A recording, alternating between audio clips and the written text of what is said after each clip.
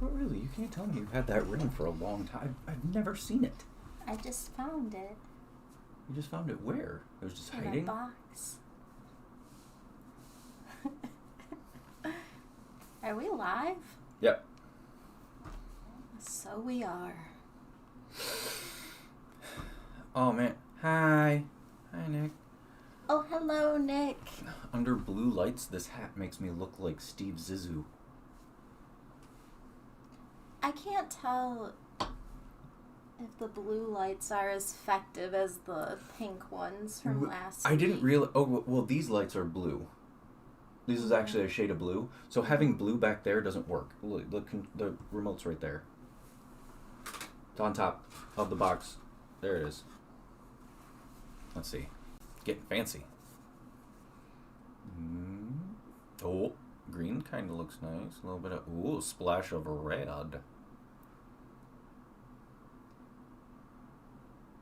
Oh, actually, look. Red looks nice. That's pink. Is it pink? Yes, but I agree. Pink always looks nice. I agree. It was Steve Zissou, right? The Life Aquatic. The hat? Yeah. Yes. Damn it. All right. Intros? It's my week, isn't it? Yeah, I guess. Let me fix my bangs. Okay. And my side ponies. This is the best part of the show. I can't believe people miss this part of the show. This is the best part of the show. That's okay, because we can make clips. We can. All right. How now, brown cow? Wait, what was the one? What was the one from Anchorman? Excuse me? What? How? What? It's a vocal warm up to. You never heard that? I don't know. You never saw the beginning of Anchorman where he's like, yeah. "The Silver Surfer stole a surfboard." It's to loosen up your the muscles in your face so that you don't blah blah blah. Jesus, we're professionals. Anyway, ready? I'm gonna wait for you to stop doing that. Do I have lipstick on my teeth? No, you don't. Not that one can really see anyway. I don't think I am ready. Okay. Hi, welcome to Themes to Be Seen. Oh, nope, we are still. That's edited out. Okay. Did we not have audio? What? No, we had audio. The thing was on for the wrong movie. The pictures. Oh. Yeah. Start this over. Take two. And Where is our movie clip thing? Oh, it's up there. Wayne's World. Okay. All right. All right. Hi. Welcome to Themes to Be Seen. I'm Matt Klaus. I'm Tara Caustic. Are you sure? Yes. We I do had a show. Garth moment and I got lost in I it. can see that. That was a deeper impression than I was prepared for. I don't have to impersonate, it's just within me. Yeah. Here's Dyson. Oh, there he is. Today is actually Dyson's Gotcha Day. So he's been with us for 2 years. Yeah, officially adopted him 2 years ago today. Yeah. And we have a cookie for him, and we will give him the cookie at the end of the show. Yeah, he just heard you say that. He knows it's in here. He saw me bring it in here. Oh, did he? Yeah. Oh. Okay. So, we do, generally, the actual main part of the show, we do deep analysis of films that we feel are culturally significant and didn't get the attention that they deserved. Do you want to help? Dyson's not getting the attention that he deserves. He's not. That's why he's throwing a fit. We also look back at what we feel are significant music videos, maybe also ones that aren't as remembered as bigger name ones or had a deeper undercurrent, even if they were famous, had a deeper undercurrent than what people may have thought. And then we also watch movies that we haven't seen in a long time, good or bad, just to see if they still hold up. Most of the time, yeah, still not bad. We've been on a pretty good streak. We've had a couple of not so greats. One, I think that was really not so great. There was another one too. What was last week? What was last week? Ooh, must not have been good. Oh, Last Action Hero. Oh. It was good. No, because we did Mystery Men, and I feel like there was another one that yeah, were like, Mystery Men probably wasn't the greatest for me. No, that wasn't good. It was a bummer for me because I used to love that movie. Anywho, this week on the show, we're having a week with Jennifer Jason Leigh. A double feature. A double Jennifer Jason Leigh feature. A double feature for a lady with 3 names. Yeah. And then, if you saw my Facebook post, we will tonight be going deeper into the decline of Billy Hope in 2015's SouthPaw. It doesn't get better tonight, everybody. Just letting you know. There's like one moment where you're like, oh man, that's cool. Other than that, nope, keeps going downhill. So what doing? I'm just looking for something. Okay. I thought we had the Hitcher in here. It's down there. Or did I grab it? Oh, it is down there. This week's Scene Again, 1986's The Hitcher. The Hitcher. I kind of feel like I don't want to give away a lot with this movie, though, because I feel like this is a movie that I really want to encourage people to see, and I don't want to spoil it for them. On the other hand, this movie's older than I am, and if you haven't seen it, like, at least once, or you don't already know the spoiler, maybe you should just watch more movies. I don't know.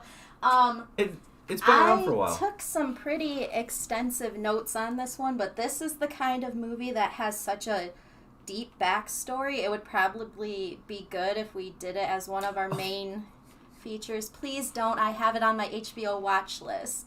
See? Damn it. We will not spoil. I do have lots of info, though, but I really had to condense because I just kept researching and I had all these notes and I was like, oh, this is just a Scene Again segment. I can't get too deep on this is definitely another Scene Again segment where we'd ended up talking for 2 hours just on the, like, I think next season Scene Again is going to be like a Patreon only show. That way we can... We might have to, do single Scene Again episodes, or maybe we do like the typical Scene Again, but then we do an additional episode where it's just on that movie and go even deeper. But because I feel like a lot of the Scene Agains we've been thinking of, just like off the top of our head, we could go way farther with what we've done, and we have just as much fun doing it. The Hitcher, I first saw this when I was really little. I think I was at my aunt's house because my aunt and my cousins were big fans of this movie, and it's a movie that has always stuck with me. It's not your typical, like, action, horror, slasher movie. There's something about this movie that is unsettling, yet poetic in a weird way. And first of all, The Hitcher was written by a man named Eric Red. And if you're watching this movie and all the landscapes and everything and the quietness, because there are a lot of scenes where there's not dialogue or there's very little dialogue. And if you're watching this and you've seen the vampire movie from the 80s, Near Dark, and you're like, wow, this kind of reminds me of that, it's because Eric Red also wrote Near Dark.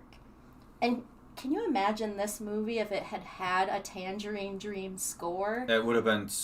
I do like the music in this. There are parts of it. There was one scene in particular where I even thought, is this Tangerine Dream? Like, because it gets really close to that, like, sound that they do. Yeah. But it's just, like, there was actually one part where we're watching it, and it's, like, a really tense scene, but the score was fucking slapping, so I was like... like, it was... But, this movie came out in 1986. It was written by Eric Red. I believe he wrote this when he was 20 or early 20s, and he was trying to get into the industry and not having a lot of luck, so he would start doing the drive-away thing where you drive someone's vehicle from one state to another. Like if someone has moved away and they left their car behind, but you want to maybe go to a specific state and you're able to take their vehicle to them. He did that. He rode from, I think he wanted to go from like Dallas to California. So over about 6 months, he started working on this script because he would be driving from state to state, and he one time was listening to the Doors song Riders on the Storm, and he had this idea for like this killer out in the middle of nowhere, like on the highway. And so he started working on this script, and I believe it took him about 6 months, and then he just started like writing letters to various Hollywood producers, like, I have this script and I really want to send it to you. The original script was extremely gory, like even worse than the actual Which actually, a lot version. there's not that much on-screen, like, gore in this. Like, you don't see a lot of things. It's the intention, though, that is very brutal. Like, it was supposed to be a lot worse. There's a specific scene with a finger, and in the script it was supposed to be an eyeball, and there were supposed to be more random killings, like more beheadings and stuff like that. But I feel like having more, like, killings and more violence would take away from the psychological aspect of the writer character. Mm-hmm. Everything he does seems like such a pinpoint, planned thing that having excesses of it would make him almost feel chaotic. Mm-hmm. And the scary part of him is that he's so focused.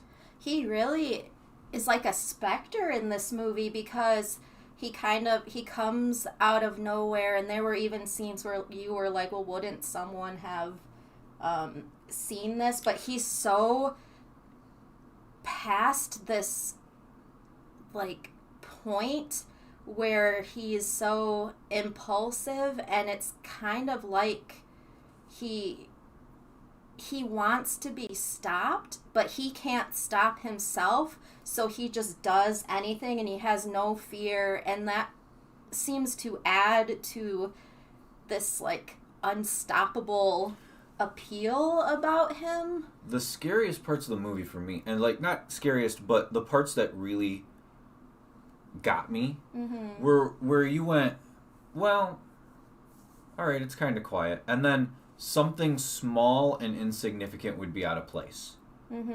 Where you go, oh, well, that's not right. Oh no, like, and then it like there are these like moments of dawning on you, where you realize what you just saw and what could be coming up. It's the thing that's scary about this movie is, what is the next thing? Yeah, you cannot predict in this movie what's going to happen next. I think that's one reason I've always liked the movie, because it is pretty unpredictable, and you have no idea how this guy is going to be stopped. There are stakes involved in this movie with characters. Was this your first time watching it? This is my second time watching it. The first time I watched it, I was really, really young. Yeah. I mean, I was probably like 6 or 7. Like, way young. I was too young to understand the psychological aspects of it.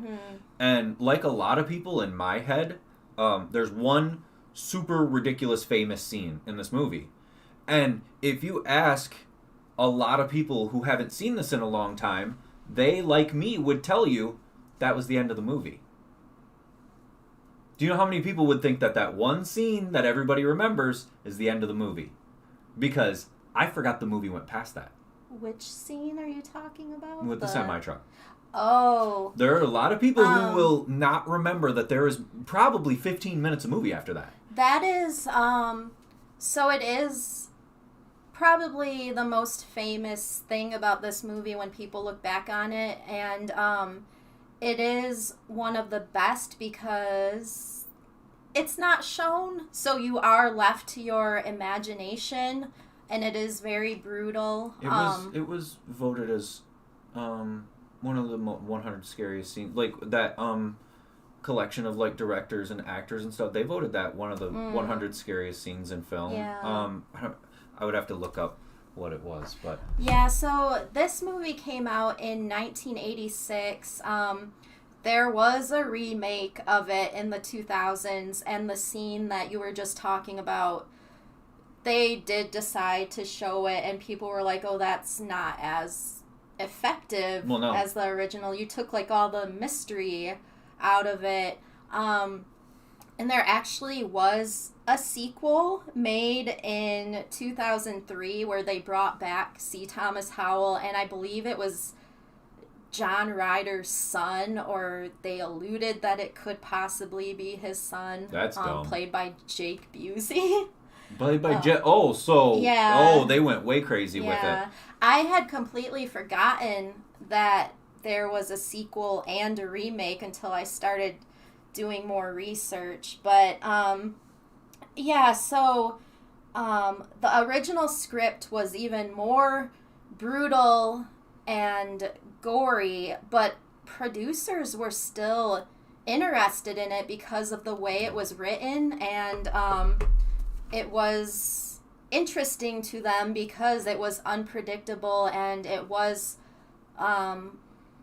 like poetic and evil because you don't know where this guy is coming from. We don't know anything about him. There's not a backstory or anything and not only about that, him. One of the things that happens in like slasher movies, and this kind of like was out there to mess with the slasher fan crowd, because one of the things about slasher movies is that a lot of slashers, especially like killers in movies that you like in bigger films, they have these rules. They always establish rules at some point in the movie.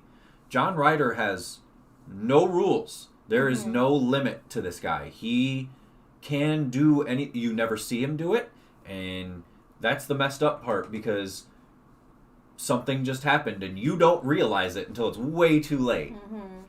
And this movie was directed by Robert Harmon. He was a still photographer turned cameraman, which you can definitely see in this movie because there are a lot of very beautiful landscape shots, even some of the camera angles and the compositions, some of the movements. There's this really cool dolly shot where C. Thomas Howell walks around the back of a bus, and then when he walks back around, so the camera doesn't just go from one side of the bus to the other, it almost like U's. So you see the bumper, and then it comes back up to where it was. I just realized we haven't had any of the photos going. Oh, for this? Oh, sorry. But yeah, Robert Harmon, I don't think he's really done anything big since this. He seems to work with Tom Selleck a lot. He's worked on a lot of Tom Selleck starring TV shows, and these days he directs a lot of that Tom Selleck show. It's like called Blue Bloods or something. Oh, about the cops. Yeah. Which is ironic because The Hitcher is one of the most ACAB movies I've ever seen in my life. Seriously, there were parts of this movie that 100% honestly hate cops. And I was like, man, these cops suck. Like, and the problem with it that we've seen 30 some years later, it's not that far off.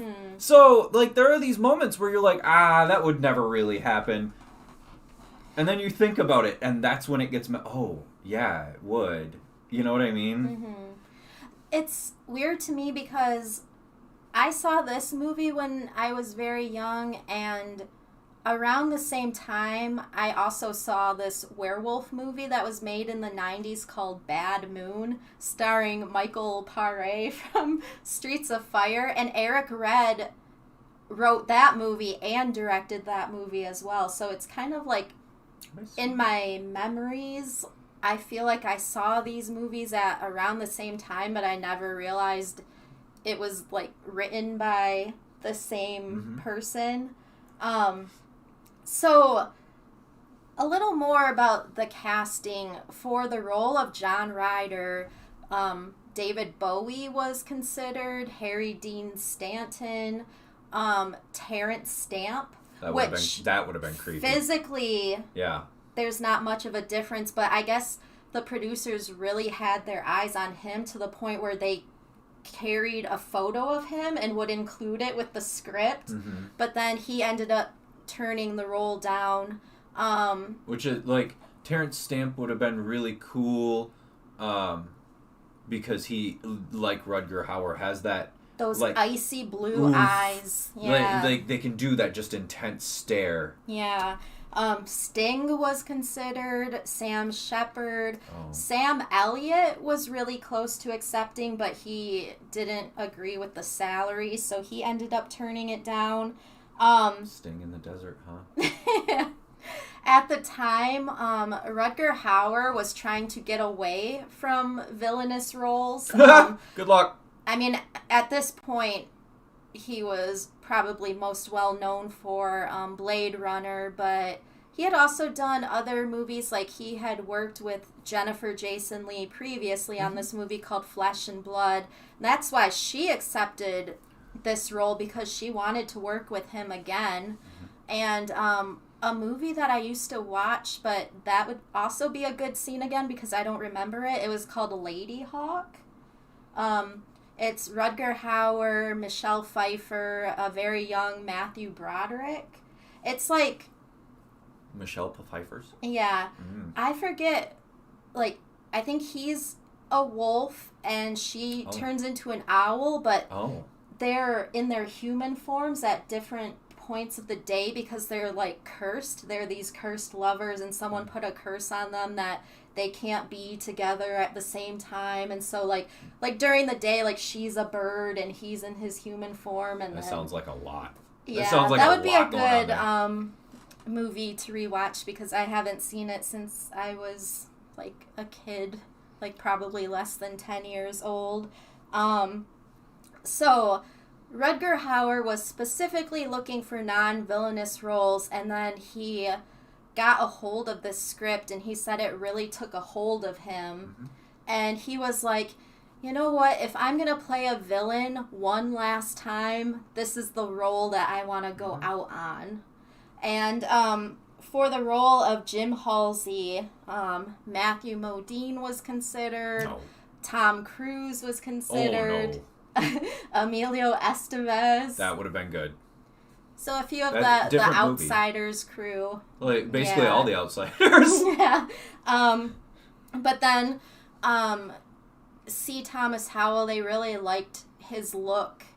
And he, at the time, was trying to stay away from anything, like, thriller related, and he... Well, because he also kind of, especially, like, in the 2000s, he got typecast as crazy serial killer for a while. Mostly on TV shows. He was a running villain on Criminal Minds. Yeah. For a whole this was season. 1986, though. No, He was I'm saying, still, like, later on. Yeah. Like, he went back to it and had a good career of it for a while. Yeah. And he had heard rumors of the script for this movie that it was just like a generic thriller, but then he actually read it and he couldn't put it down. And then he heard Rutger Hauer was attached and he really wanted to work with him. But then when they were filming, he was terrified of him the entire time, which you can definitely get the sense of in a lot of the scenes, but he found him to be so intimidating the whole time that they filmed. And there's some of the mannerisms and the things that the John Ryder character does that I don't even think are in the script. I think it's Rutger Hauer was like, what would John do in this moment? More than, oh, this particular thing he's doing is in the script. Rutger Hauer was like, it like really, you could tell he really took in this character and then gave him life. Because there's a moment with two pennies. Yes. That I guarantee you was not in the script, because when it happened, you see C. Thomas Howell like, what is happening? Like, he doesn't look like he's acting. He looks like he's genuinely confused. Well, I won't lie. There are a lot of reaction shots from C. Thomas Howell that crack me up in this movie, but I feel like it's genuine, like, especially in that diner scene, like, I do get the sense that he was, like, really scared, and so his face was moving kind of, like, in these, funny ways, and there's a few other reaction shots that kind of make me laugh, but it just makes it more real to me. There are reaction shots that'll make you laugh because you, along with the Jim character, both go, there's no fucking way. Mm-hmm. Like, you and him feel the same thing at the same time, and you're thinking it, and you see it on his face. You're just, there's no way. Mm-hmm. And that's why you laugh. It's like, yeah, exactly. Like, and that happens quite a few times, actually. Mm-hmm. And this movie gets started immediately. Boom! So, yeah, John Ryder is essentially this hitchhiker that Jim picks up, and it pretty much just starts with that. Like, that's how it starts. Like, is Jim picking this guy up? It's raining, and he's pretty much, like, threatening him right away. Right off the bat. And so you never know what's going to happen next, how Jim is going to get out of this. Jim keeps getting put in these scenarios, which at first you were like, oh, the only reason this movie is going on is because his character's not doing the smart things. But it seems like that way at first, but then he starts to get a handle on what's happening. He starts to understand what it is that John wants, and that it's not just going to stop. The police won't be able to stop him. He's pretty much the only one that can, because that's what John wants. And it's not a spoiler, but to say that at the end that they are the only people who understand each other. Mm-hmm. Jim is kind of a loser. Mm-hmm. John is what he is. He is the monster that he is. And to say that they're the only two people who actually understand each other at the end is an accurate statement. Mm-hmm. Because nobody else understands Ryder. Nobody understands Jim. Which actually, at that point, there's a reason for that. But the look of Jim in this movie, I said at one point, is one mustache away from Randy. And he's got like this, it's not a mullet, but it's like perfectly curled long hair. Mm-hmm. He's got a very like, should be driving a GTO look on him. Skinny jeans. It was the cool kid look. The flannel. Right. Yeah. It was the 1980s cool kid look. Yeah. You do get a sense in some of the scenes too, especially towards the end.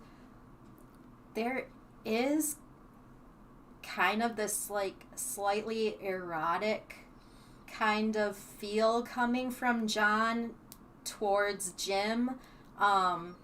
So there is, like, this strange connection between the two of them, and it's to the point where it's like they start sensing each other. It's not your typical slasher, and it's like quiet, it's odd, it's brutal. Right. When you hear people say psychological thriller, generally they just mean, oh, there's not that much violence. Mm-hmm. This is genuinely a psychological movie, because as you're thinking about what Jim's thinking and what Ryder's thinking, you're trying to figure out, like, both sides at the same time. Like, it makes you as an audience get involved in your head. Mm-hmm.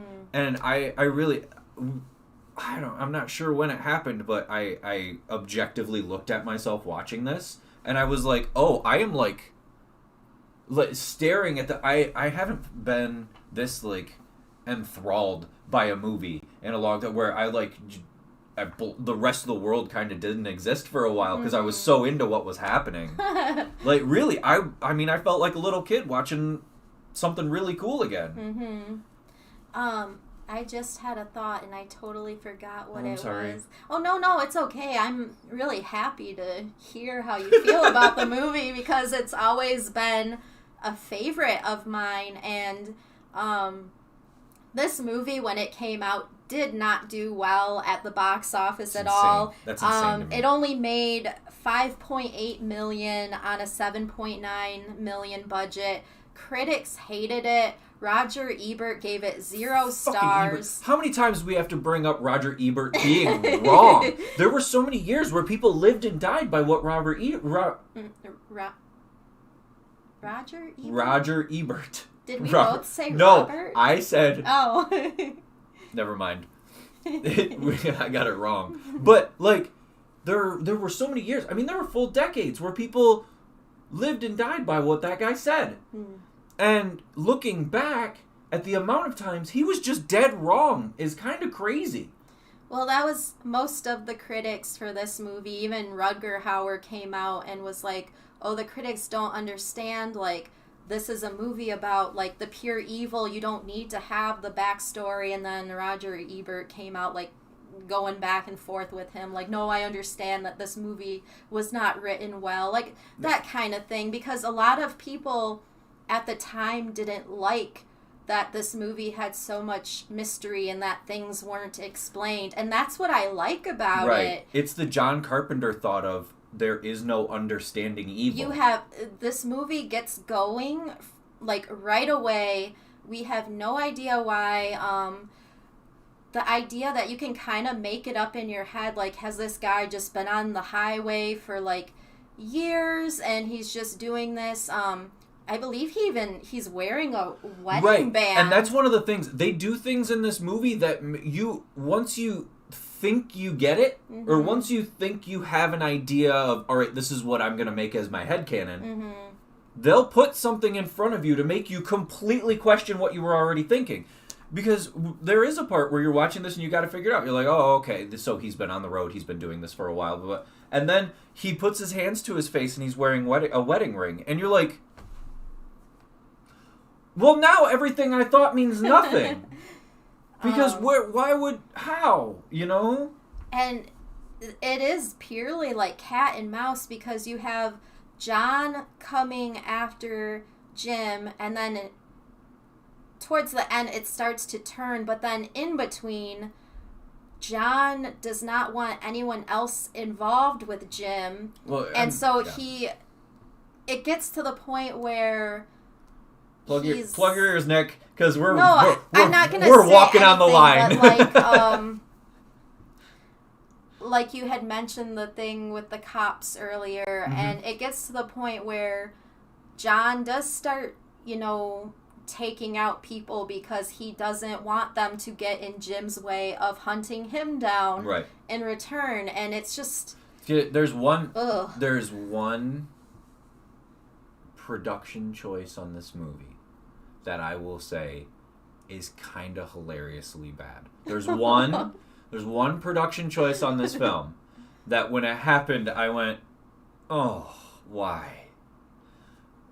At some point in this movie, there's a tiger roar placed.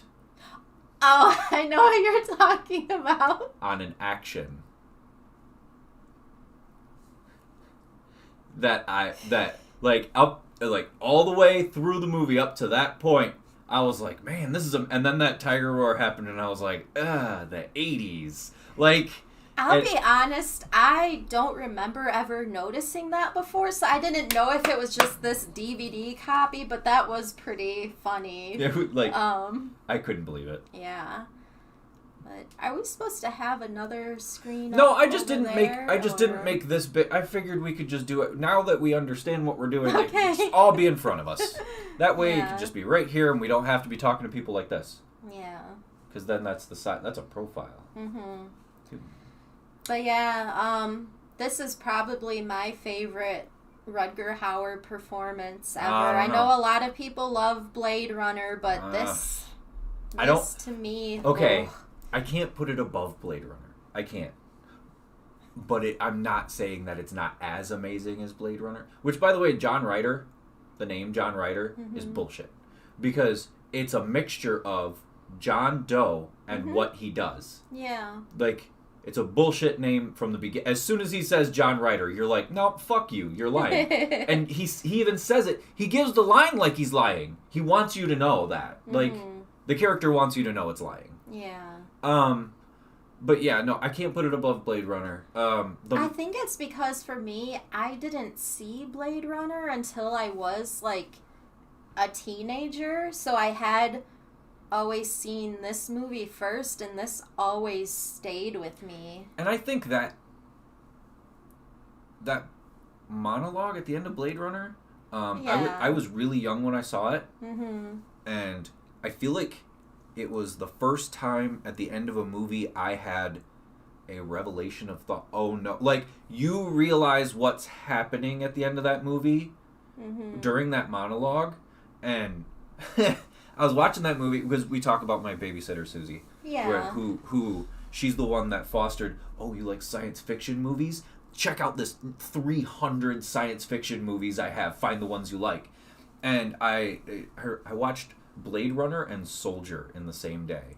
Oh. And I watched Soldier first, and then I watched Blade Runner, and I get to the end, and I had this moment of revelation when you realize that like the character's dying, and he'd seen so much, the beauties and the awfulness of everything of existence was leaving, and I started crying, and she was like she understood that even at a young age I got it. So I don't think just because of that, I don't think I could put any Rutger Hauer performance above Blade Runner.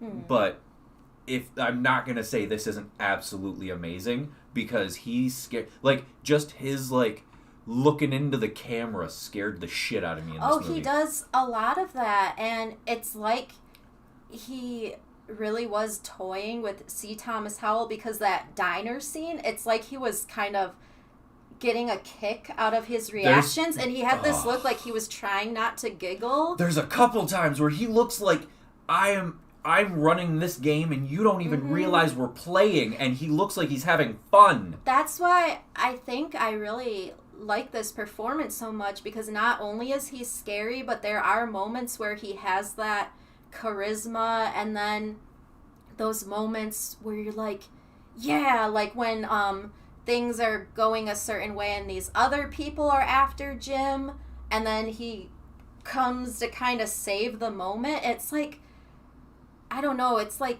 everything in one, but it is definitely a scary performance, and just he doesn't even have that much dialogue. And we also can't count out one of the greatest Rutger Hauer performances, Hobo with a Shotgun.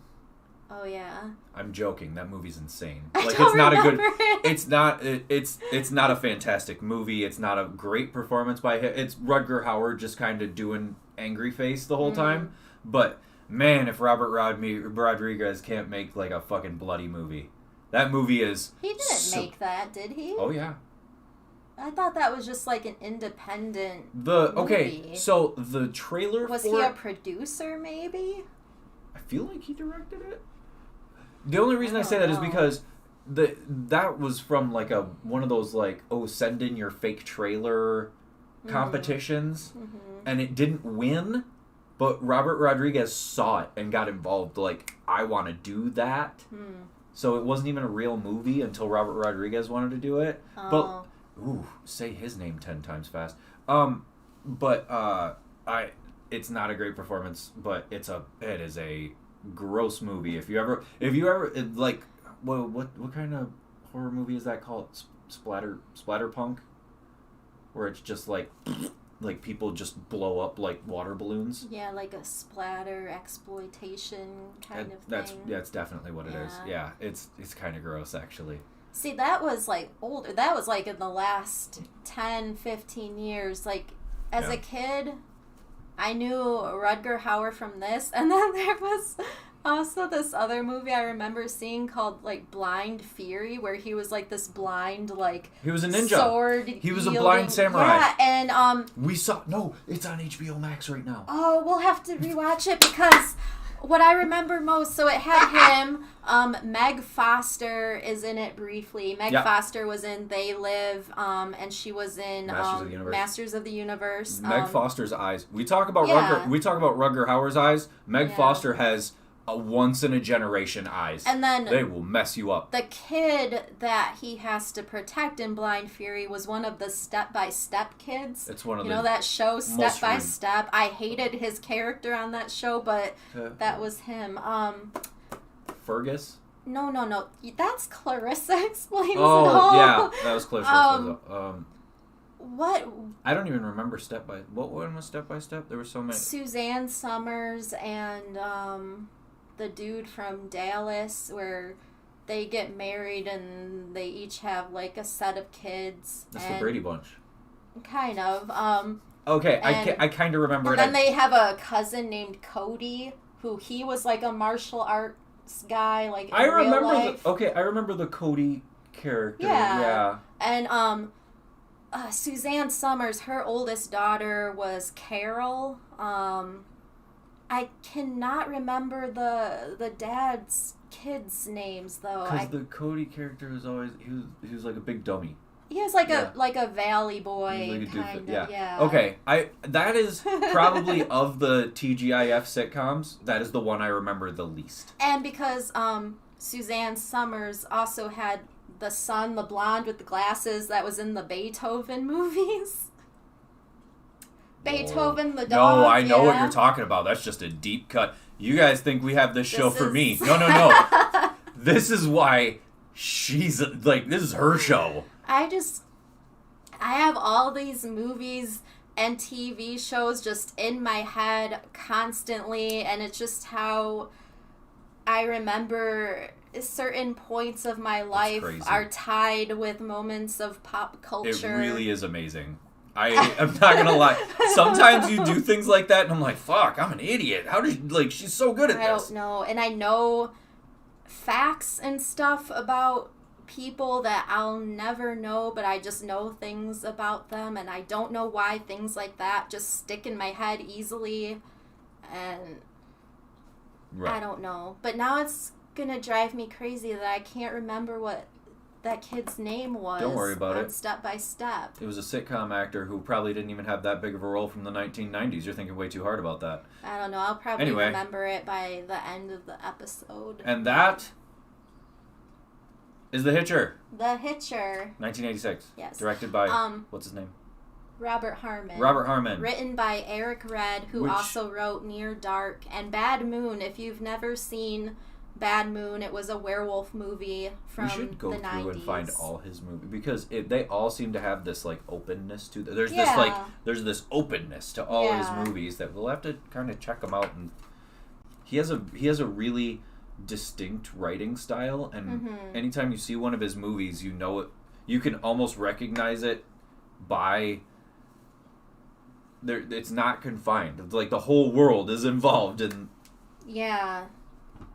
And in such a simple way where he makes it seem like it would be so easy. Especially shooting in these beautiful these beautiful scenic places that they did. At some points, I was like, that's a matte painting. Yeah. Oh my God. It smells so bad in here. The Hitcher, you can watch it on HBO Max. We do have a physical copy of it. We do have a friend who's going to be borrowing it, but if you would like to see it and you have HBO Max, you can watch it there. Or who's borrowing it? Lance. Oh. I told him that. Oh yeah, I gotta take it. Do I gotta take it to work tomorrow? Okay. He also is probably going to be mad because we haven't watched any of his movies still. It's fine. He will get them back. We're going to make this a clip. Lance, you're going to get your movies back eventually. I promise. Clip that. All right. Okay. Segment number 3. Trois? Yeah, it's French. Trois. Themes to be heard. This week, we will be... Hold on. Let me... This was a music video that I don't think you had ever seen before. I had not. But I always used to see it on, like, The Box, I think it was. The Box. The Box. One of those weird, like, cable music video channels. So...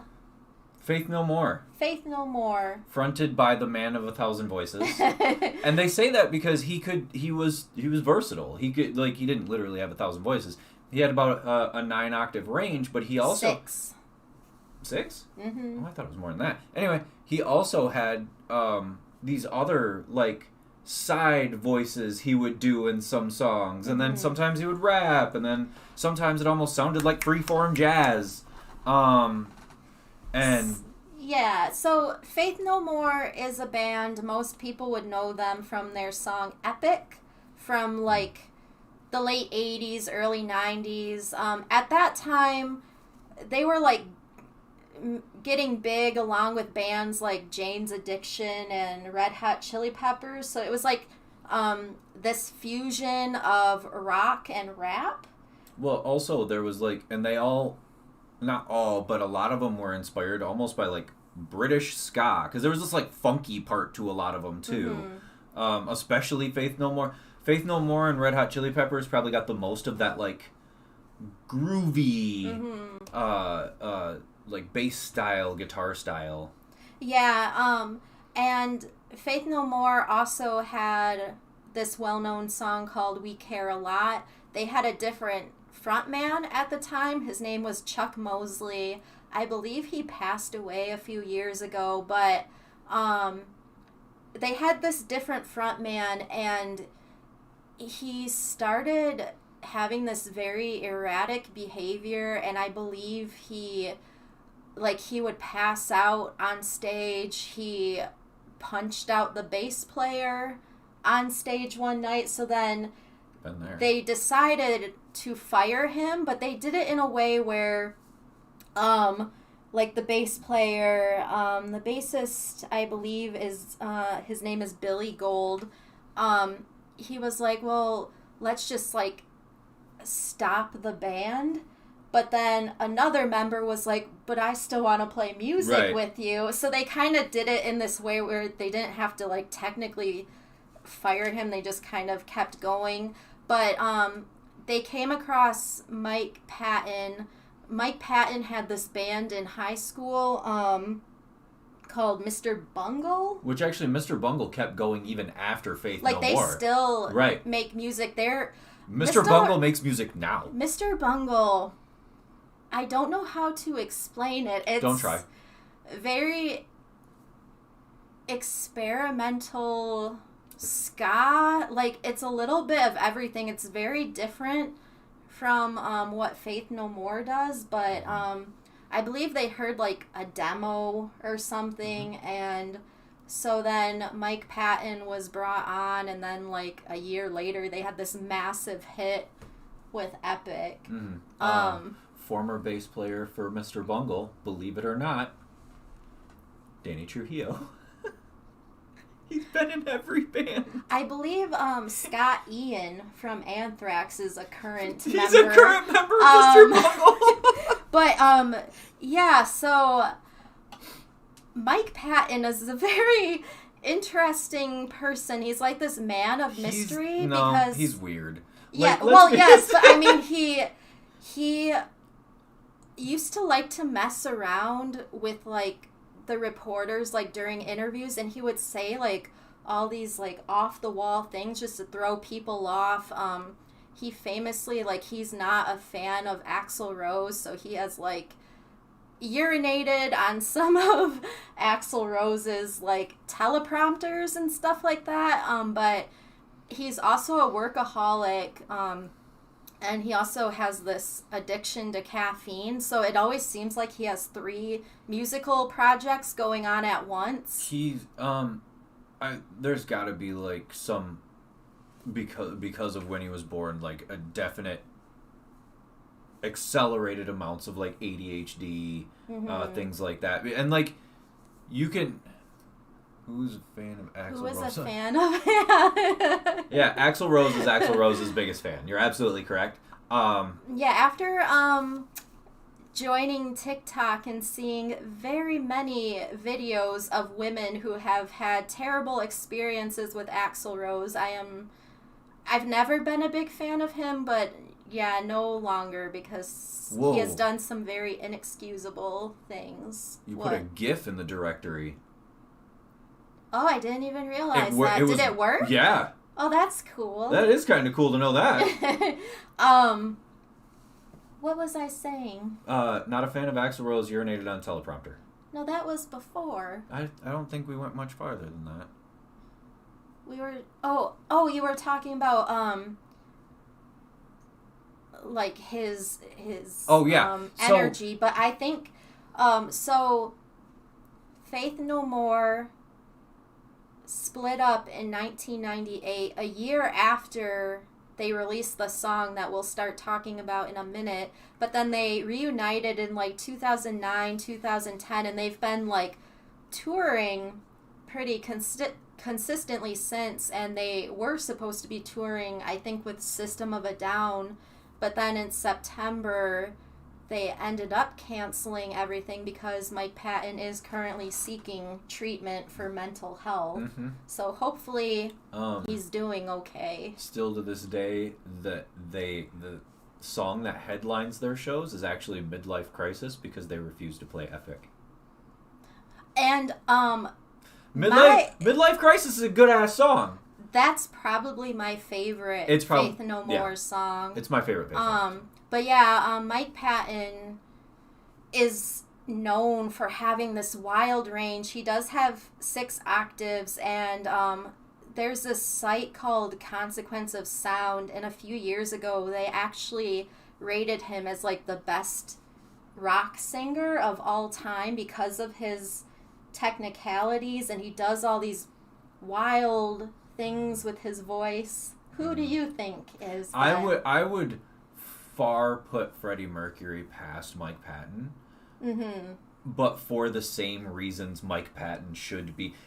Freddie Mercury did all the things that Mike Patton does now, just way better and before anybody else thought they could be done. That makes sense, yeah. Like, Freddie Mercury had, I think he had 5, but still, he also had other voices and almost characters that he would do as he sang, and Mike Patton did the same thing. It's just you really can't compare anybody else doing it to Freddie. Yeah.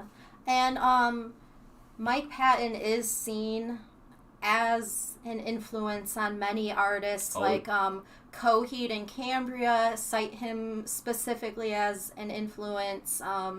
Chino Marino from Deftones. Jonathan Davis, Corey Taylor. I was about to say, there probably would have been no nu metal scene without Faith No More. Like, the entire nu metal scene probably came from Faith No More itself because they were the first one. Between them and I think 1989 was the Rage Against the Machine self-titled album. Between those two bands, there would have been no nu metal scene ever. Like, that they did that first. Yeah. So the song that we're going to be talking about is Last Cup of Sorrow. It was from the year 1997 and was released as the second single.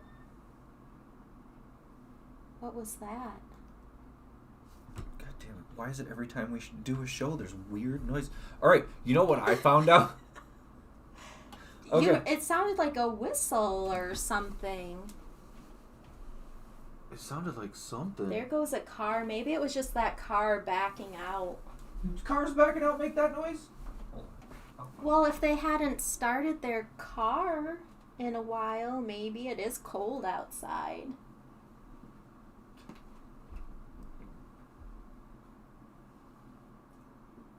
Dyson's messing with Freddy. It was Freddy screaming. He's sitting right in front of Freddy's cage, just staring at him. Leave him alone. Well. Hi.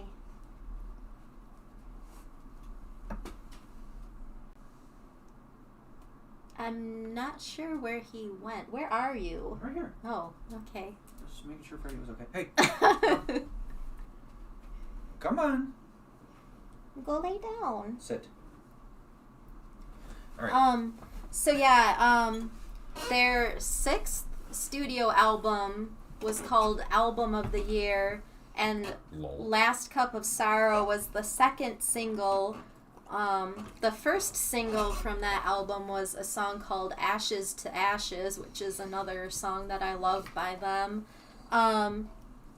This song was placed number 14 on the mainstream rock tracks, and Consequence of Sound ranked it as their second greatest song behind Midlife Crisis.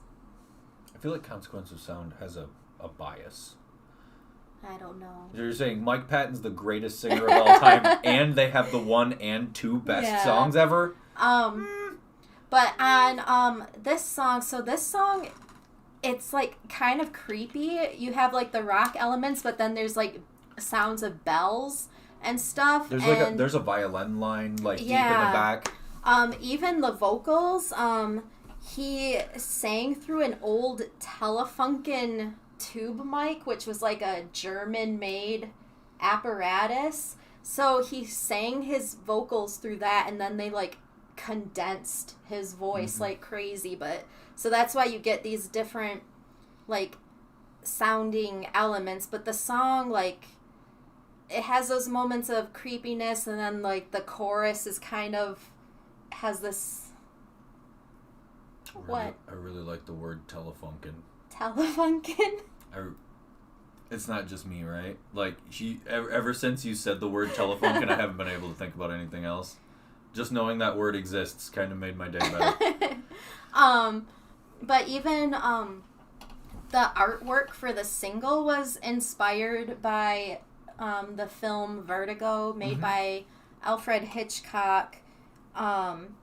So the single was released in 1997, and then I had mentioned earlier that Faith No More split in 1998. So the song kind of took on a new meaning. Like, after they split up, it kind of took on this deeper meaning. But which you see that a lot in art. Like, recently, well, it's ironic I'm wearing the shirt. Recently, the podcast Dissect has been doing what we do for movies, only they've been doing it for Mac Miller's. See, it works. Oh yeah. For Mac Miller's last 2 albums, Swimming in Circles, because they're sister albums, and a lot of what he says in those 2 albums take on whole new meanings because Circles came out after he had passed away. So, you see, like, life imitating art for artists a lot of times. Amy Winehouse and her Back to Black album right before she passed away, it was like one of her last. A lot of the songs that were on Back to Black kind of took on new meaning. So I mean, there's got to be like a phenomena there, but in this case, it is like that exact same thing where like. This is it for us, and it's actually kind of like the lyrics of the song. Yeah, and so the music video was directed by Joseph Kahn. Joseph Kahn has directed so many music videos. Like, his list is so long. Most notably, he directed Backstreet's Back by the Backstreet Boys, Toxic by Britney Spears, The Boy Is Mine by Brandy and Monica, one of those Living videos. Dead Girl by Rob Zombie, Knights of Sidonia by Muse, and that's a good video. Yeah, Hero by Enrique Iglesias. So he's worked with a wide range of musical artists. 3 out of 5 ain't bad. But the music video was inspired by Vertigo, and it really does seem to fit perfectly because of like the bell sounds and the scene in the bell tower. The video for this is directed better than you would think a video for a song like this deserves. Because it is so. It's like a good homage to Alfred Hitchcock, yet it is a parody. And that's the thing, the music video parodies a lot of the key elements from the movie. Vertigo was a movie starring Jimmy Stewart and Kim Novak, and it was basically about acrophobia, which is an irrational phobia of heights. So you have Mike Patton playing Jimmy Stewart's part, and then Jennifer Jason Leigh is playing Kim Novak's, like, dual roles. But we didn't even talk about her part in The Hitcher earlier. We did not even mention her. I don't know if we could have really without spoiling anything. But in this,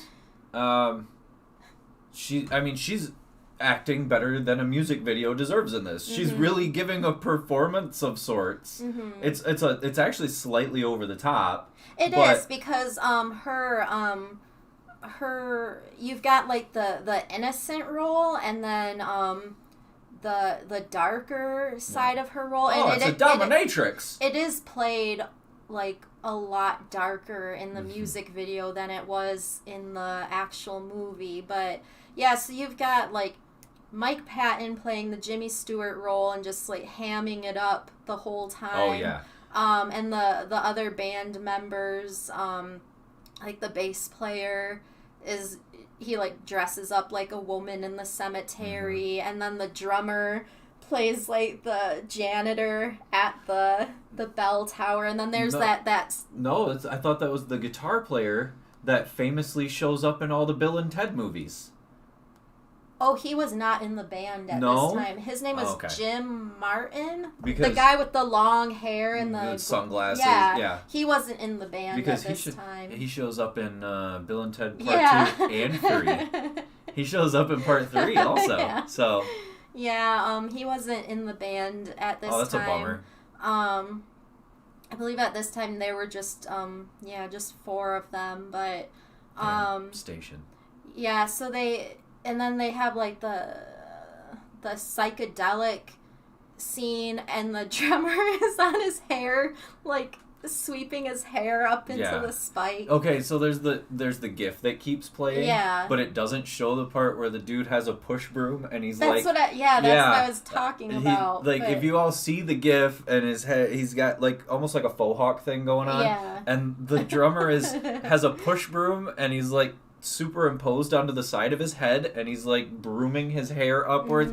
It's pretty silly. That's why when I posted about the episode tonight, I said that this video was a mashup of Hitchcock and Sticks.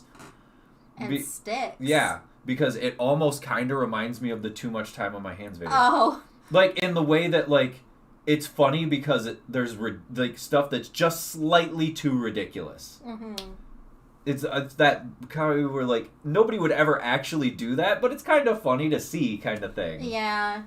I've always really liked this video. Just aesthetically, Joseph Kahn did a really good job of making it look like Vertigo, like paying that respect to the movie, like the style, the lighting and everything. But then you've got the humorous parts that, like Faith No More, especially their early videos, were pretty absurd.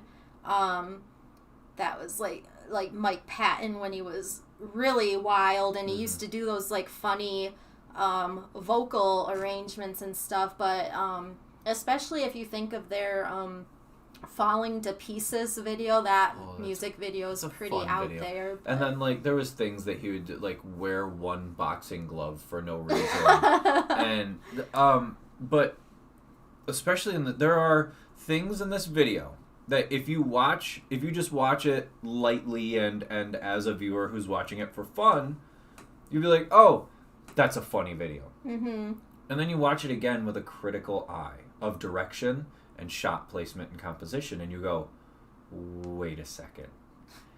There are moments in this where and it almost speaks to what Faith No More is as a band. It's funny and it's silly and it's fun to just, casually go over. But then if you listen to the music and you listen to the vocal, and it's so deep and intricate, and there's these little pieces that like actual musicians will listen to and kind of study Faith No More and go, oh man, they were really good. Like top-notch musicians and vocalists, and they did these things that just sound too, like, is made for musicians to hear. It's the same thing with this video. Because if you know what you're looking at with this video, you go, oh man, that was such a good directorial choice, and it's almost better than the video deserves. You'll see shots, you'll see certain scenes that go by really fast, not really fast, but they go by, and then you'll see it again. And if you're not paying attention, you'll think you saw the same thing. But if you are paying attention, you see the slight ways that they've been changed.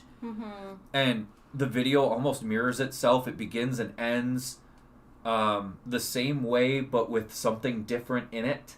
Yes. Just like Vertigo is the same way, but like it. Yeah, Khan did a fantastic job on a video that I fully believe that he was like, nobody's gonna see this. I'm gonna do something insane and nobody's ever gonna see it, but I'm gonna have it in my back pocket always. You know what I mean? Even I like the lyrics in this song too. Like the first lyric in the song is, "This is getting old and so are you." Like that's funny, but it's like, oh yeah, I understand that, but it's funny too. But the way he sings it, it's like he sings it like really low, and but it's like, yeah, that's funny. But so, yeah. So Last Cup of Sorrow by Faith No More. Check it out. Yeah. It's a good video. Jennifer. Yeah, you might surprise yourself with this great video. What's her name? Jennifer Jason Leigh. I blanked. And yeah, that totally went over your head too. What did? You might surprise yourself with this great video. They even incorporate that lyric on the newspaper in the music video. There's very like broken fourth wall jokes in this video, and like she said it, and she said it the first time, no, I didn't get it, and then she said it the second time, and I'm dumb. So she got me twice. A lot of doubles tonight.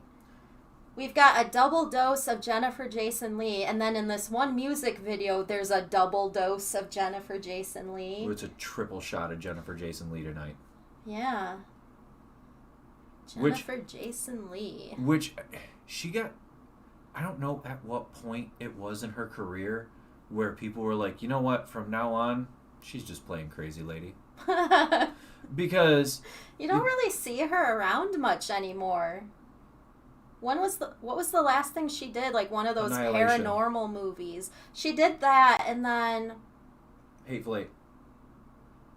That was before, but since then, I think she did like one of those like paranormal movies. Like she was in one of the sequels. Paranormal Activity? No.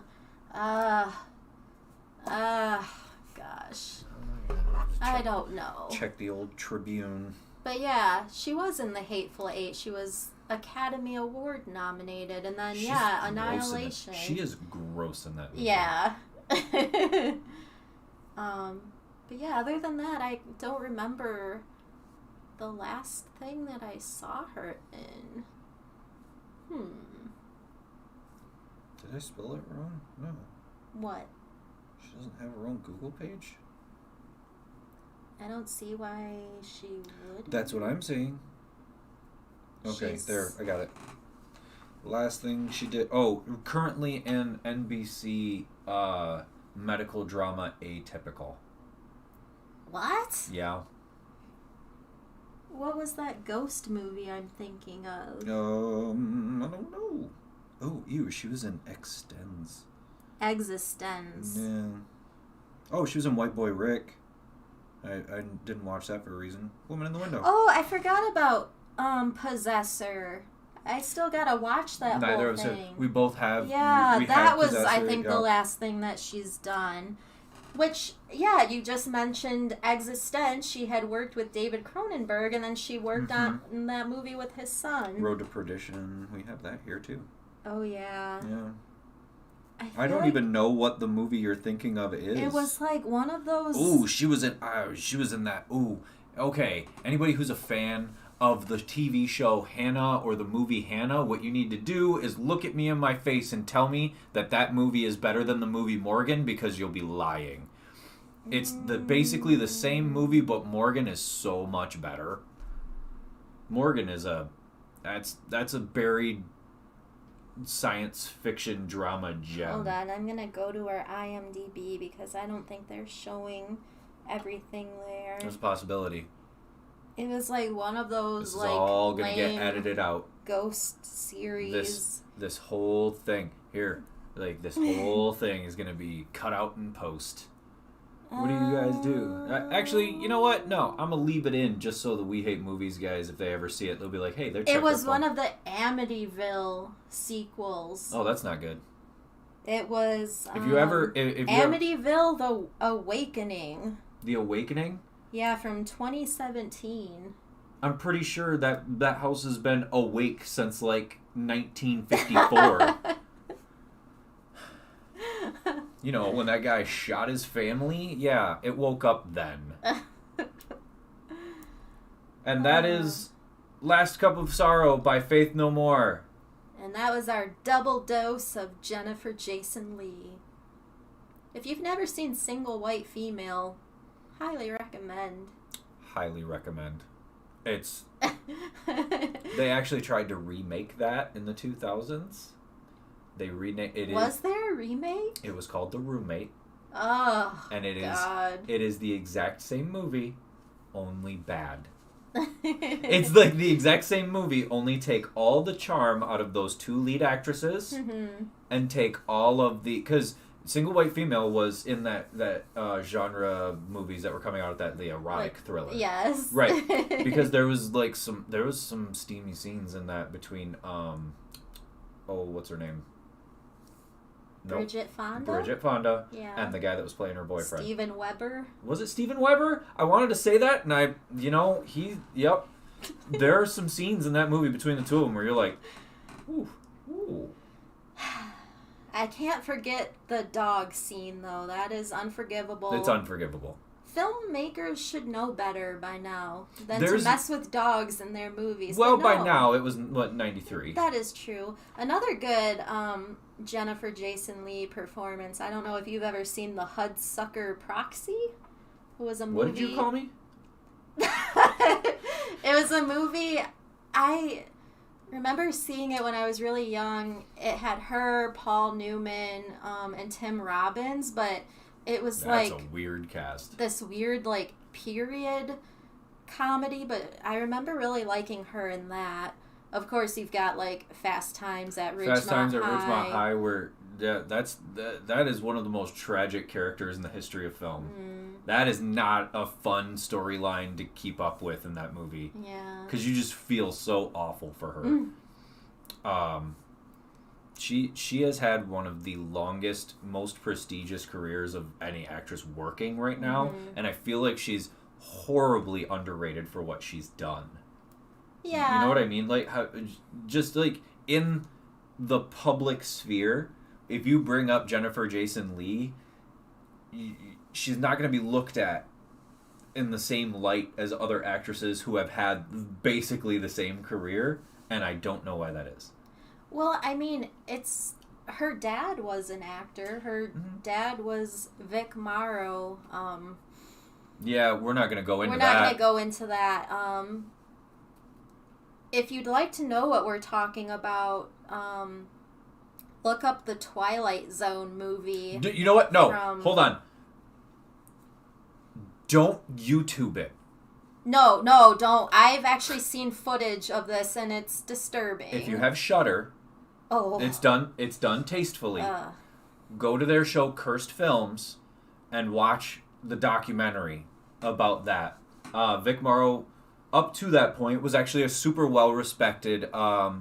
he usually played, businessman kind of roles for most of his career. He was in a lot of classic movies. Yep. I think he was most well-known for Blackboard Jungle, I think was the name. He played a lot of rebellious...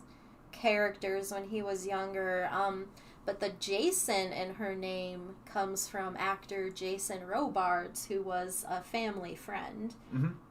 And Jason Robards was once married to Lauren Bacall. They had a son named Sam Robards. See, why do I have all of this info that I just retain in my brain? Why am I on the show? You don't need me. Yeah. I give up. Oh, You don't need me. no. Anyway,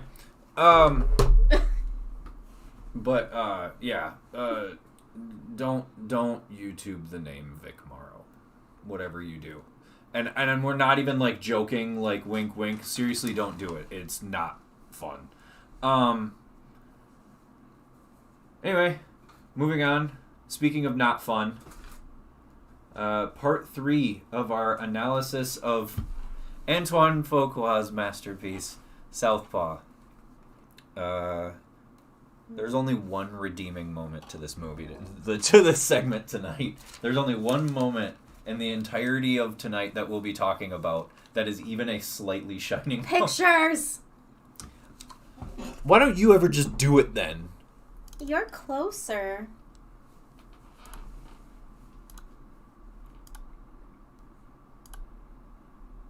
Just the same one? Yes. Where is it?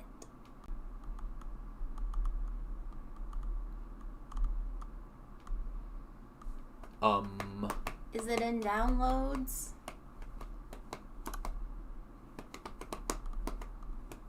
I saw it. There it is. Right here? Yes. Okay. There we go. I just gotta fix it. A bloop. I wish we had a macro that would just do that on. I know. Anyway, but we're a small time show. Okay. It's gonna start sad and end sad, everybody. Just letting you know. Previously, the end of last week's episode, we went into the murder and funeral of Maureen Hope, who was Billy's wife, and how there was obviously a shown through cinematography. There's now a barrier between him and his daughter. They can't talk to each other. They can't communicate how they feel. They're very disconnected from each other. The next morning, we cut to Billy screaming into his pillows with a gun on his bed. It's... and I don't know how anybody shot this, really. Like, what does an actor have to do to put himself in the headspace to shoot that scene? Gyllenhaal really does sound. Like, the sound of his scream into these pillows hurts. And he has there's a gun on the bed and there's bullets everywhere. There's actually a moment where we see that Layla's doing her homework with the nanny, and yeah, she's just right in the next room. Mm-hmm. And the nanny kind of gets her attention back on her homework. He puts the bullets in the gun and then looks like he's going to... Thanks. Now you got the viewers in on it. I appreciate it. What? No, that's what that's what reminded me. Oh, yes. Damn it! You just want to be on the production team. We'll remote it out to you next week. Billy tries to commit suicide here, and he can't do it. There's a moment where, like, watching it, you really believe that he's trying, and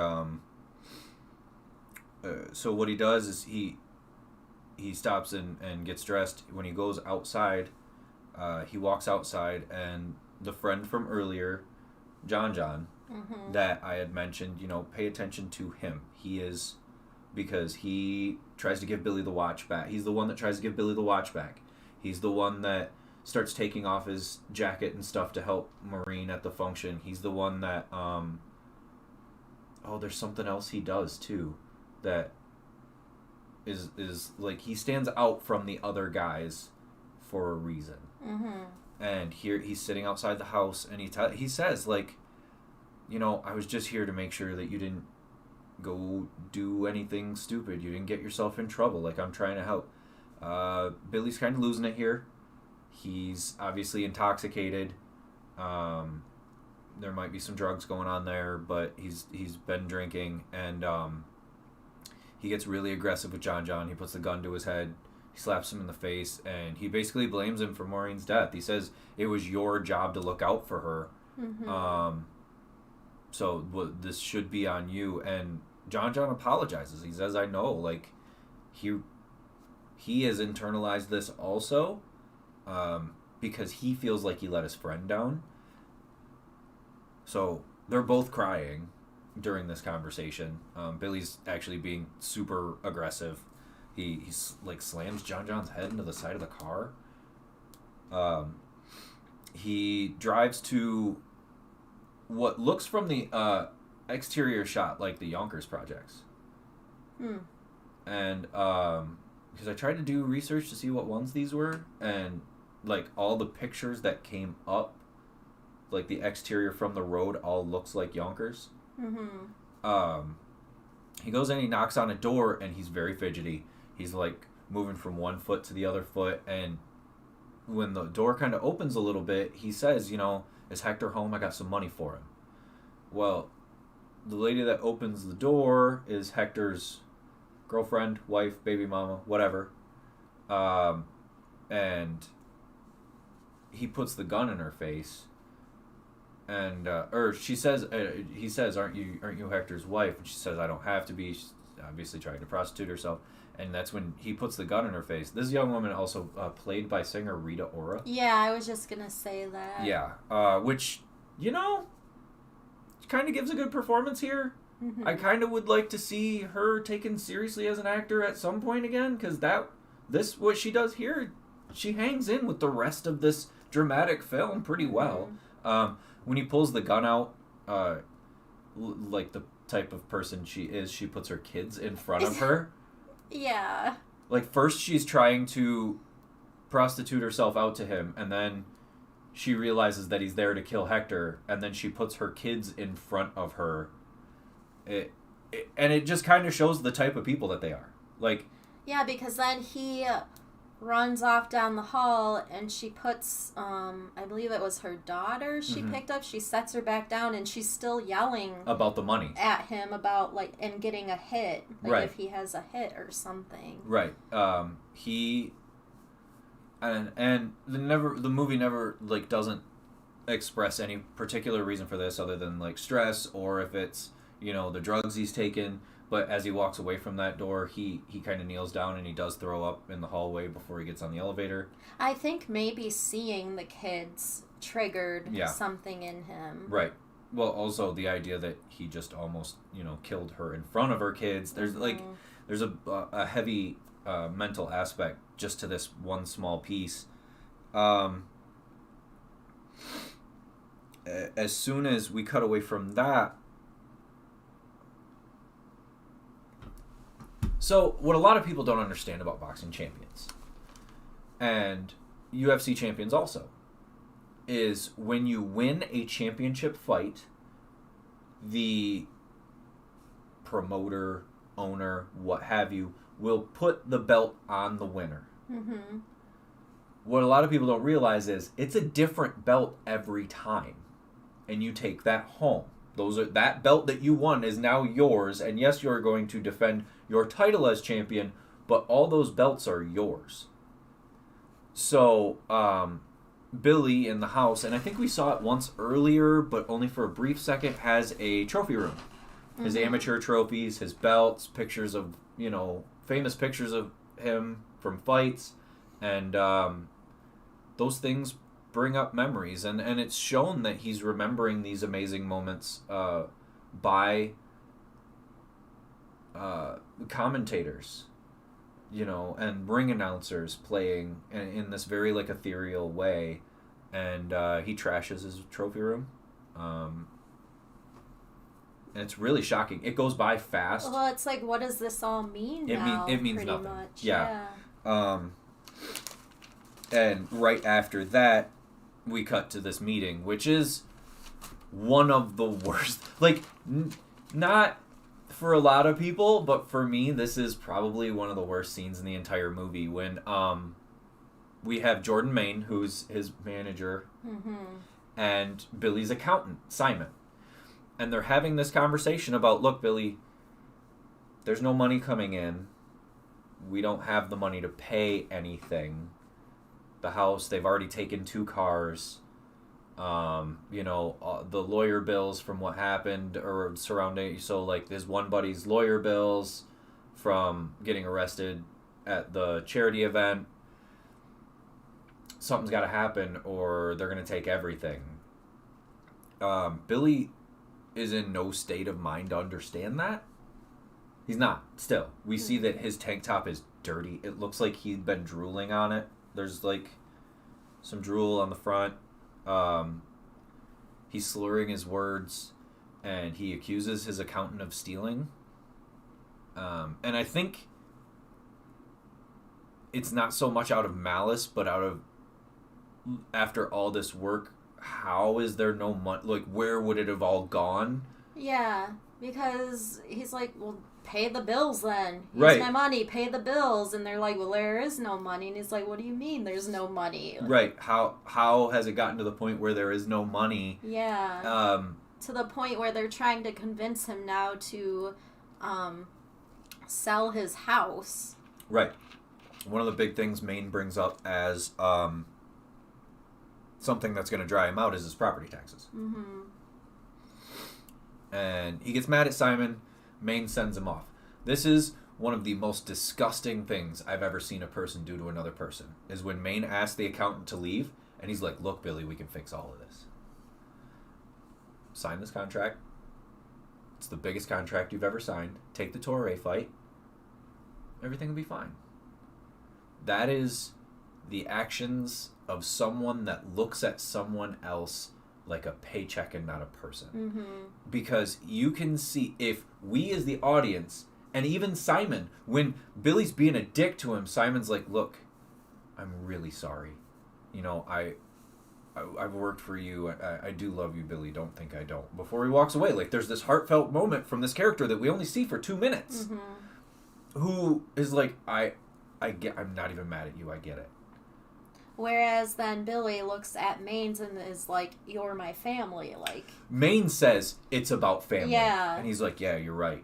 And it's this really gross, like, you can see on his face, he's kind of like, in his head, he knows what he's doing. And, but it's not explicit. It's not overplayed. Actually, honestly, Curtis Jackson plays this really well.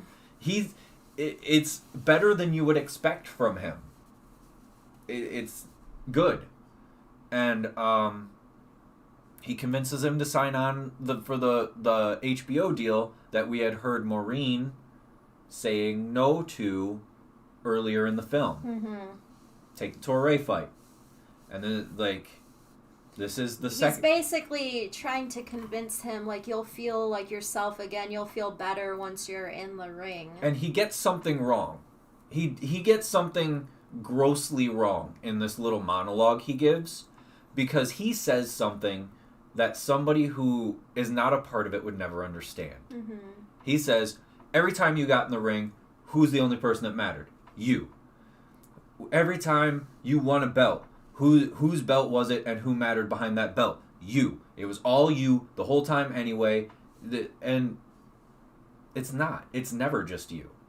You have trainers. You have your family. You have your friends. You have the people that are around every time you fight.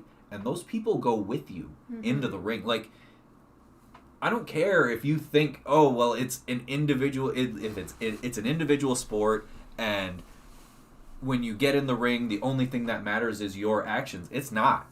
And that's obviously the talk of someone who's trying to blame a person for their own problems, or blame a person for problems that are not even needed, rather. And it really is like this moment, like, watching the movie for the first time, you might say, I don't like this. Watching the movie for the second time, you'll scream like, fuck this guy, because you know what he's doing. And it's, yeah. The last line of this conversation is Billy telling Maine he doesn't know what he would do without him. It sucks, because he's being taken advantage of. And we go straight to this fight. Now, we've seen things like this in real life. Champions. Great champions. This happens to real life people on a regular basis. And we've seen where you and I have watched fights where we're begging for it to stop. Make it stop. Like, you're like yelling for the referee to end it. And it's a phenomenon that fighters and people who know about fights call the yips.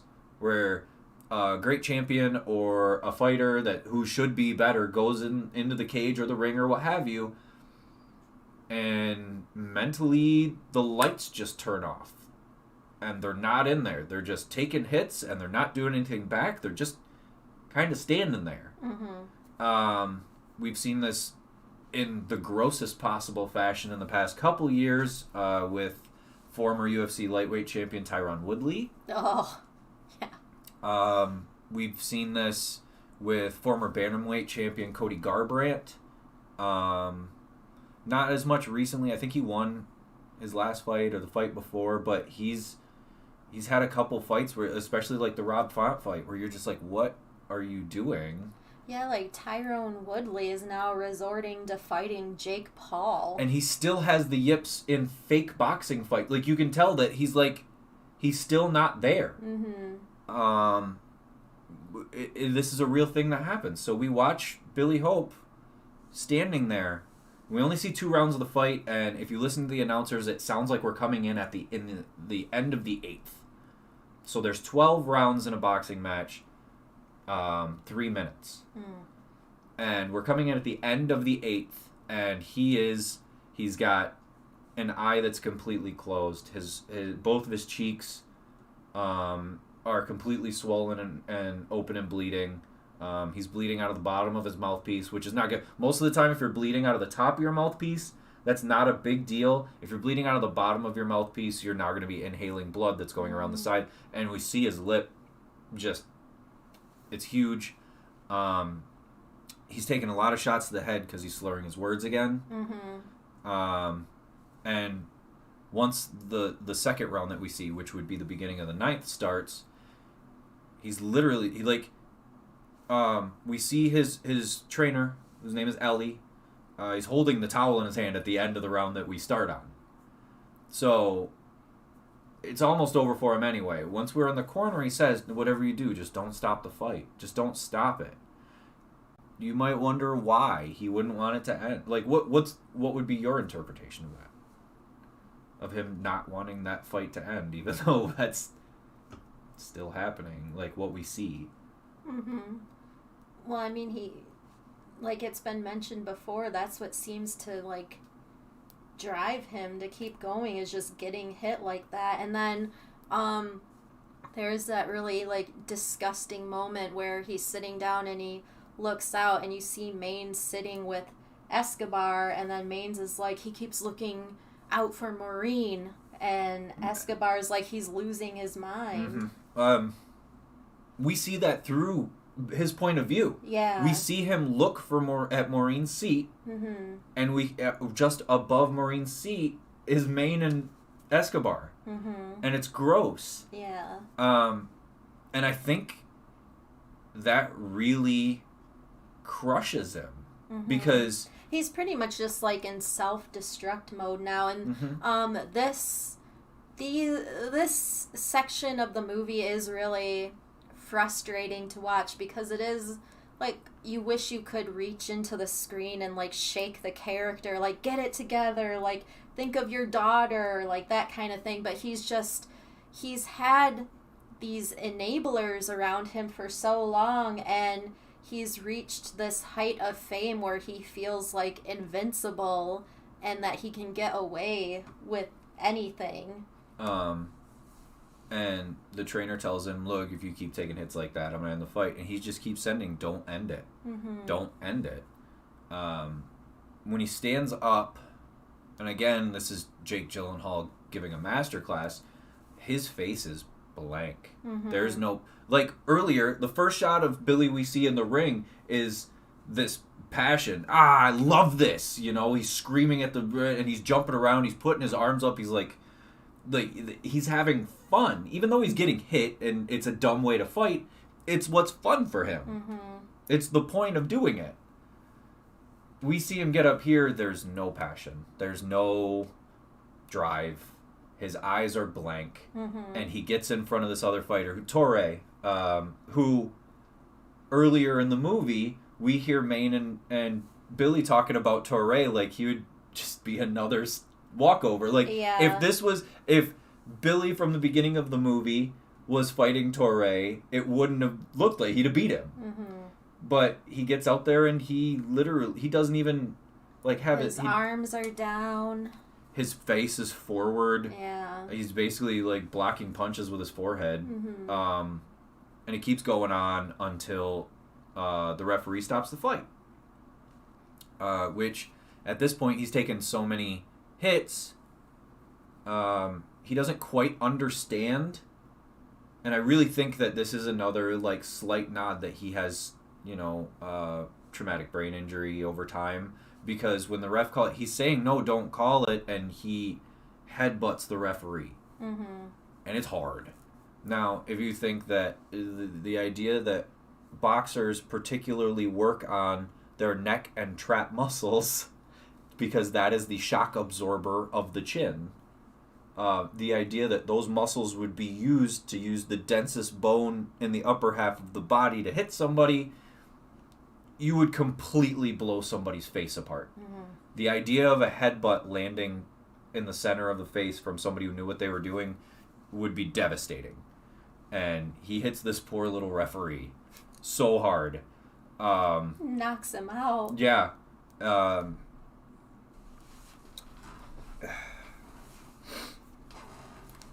Okay.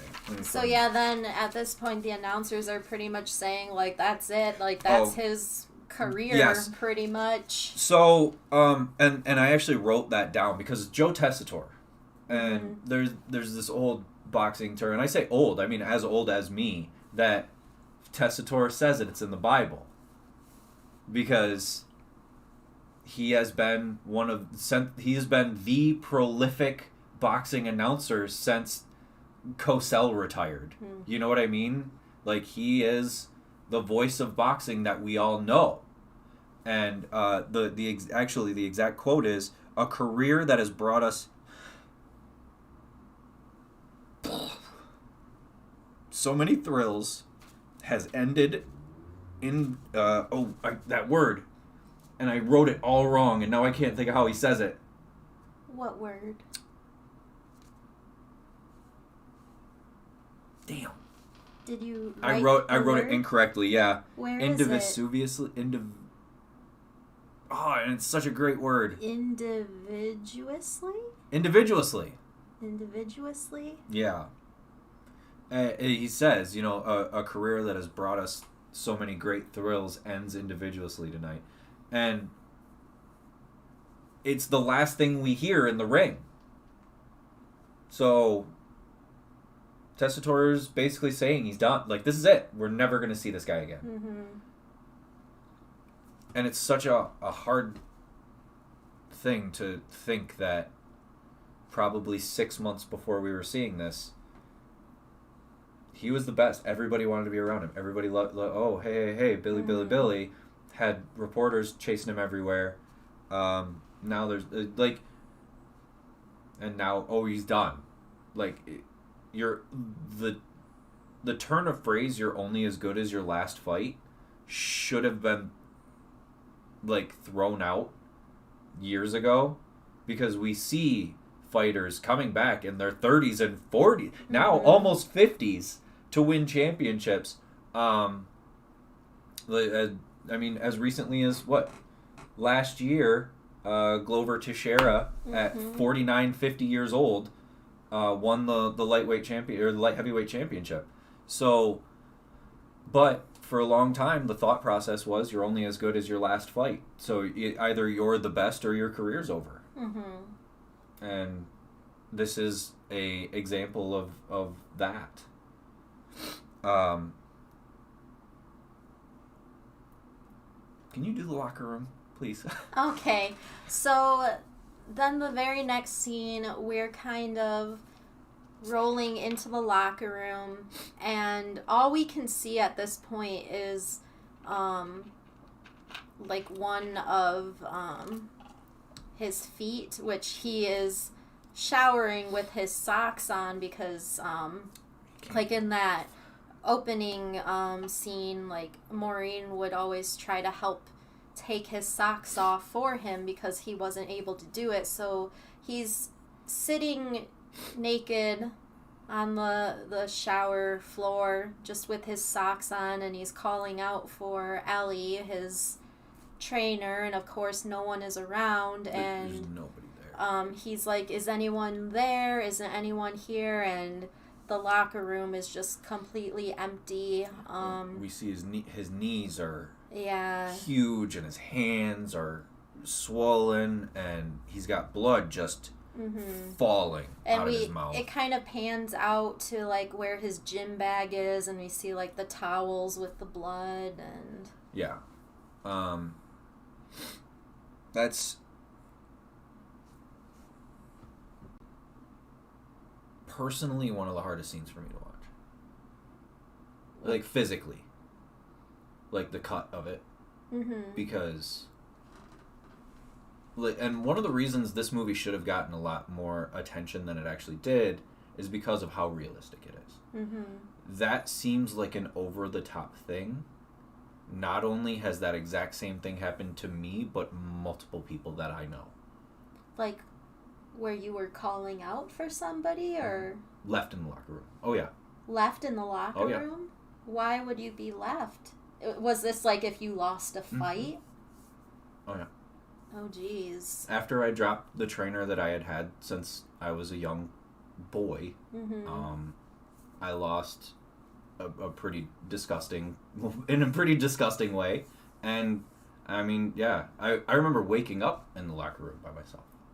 Waking up? Were you like in the shower, or you I were was just on the table. Yeah. Oh my gosh. And when we get late, next week we're gonna get into some of the coolest realistic stuff about this movie. Some stuff that I get really excited about. I'm excited because this is also when Forrest Whitaker comes in, right? Oh, yes. Yeah. Next week is going to be like super, like me explaining realistic things that you're seeing and why it's happening. Yeah, this and last week's episode have been really hard hitting. These have been hard. But that's the point of the movie. Parts of the film to talk about. Right. We cut from the shower to Maine's office. We see that Billy still is kind of beat up. His left eye is like super red. It's infected, actually. Yeah. One of the things that I noticed, like the first time I ever watched this movie, I went, they made that eye, why did they make that eye infected? Because usually when, especially if you have like a broken orbital, the swelling on it is either going to be like a dark blue or yellow. If it's red, it's infected. Like, you need immediate doctor's attention or you could lose your eye. And I don't know if they did that on purpose, but considering everything else later in the movie that's done so, like, you can tell they either had boxers or trainers or, you know, people making this film knew what they were talking about. So to just randomly make that eye red would not be by chance. Like, he's really alone, and I think it's like a sign that he is actually in danger, even when he's not in the ring. Maine explains to him that not only is the referee suing him for damages, but also the network. Well, I'm trying to think of the other thing that the referee, pain and suffering. Go fuck yourself. You're a boxing referee. The network is suing for breach of contract and pulling all the money.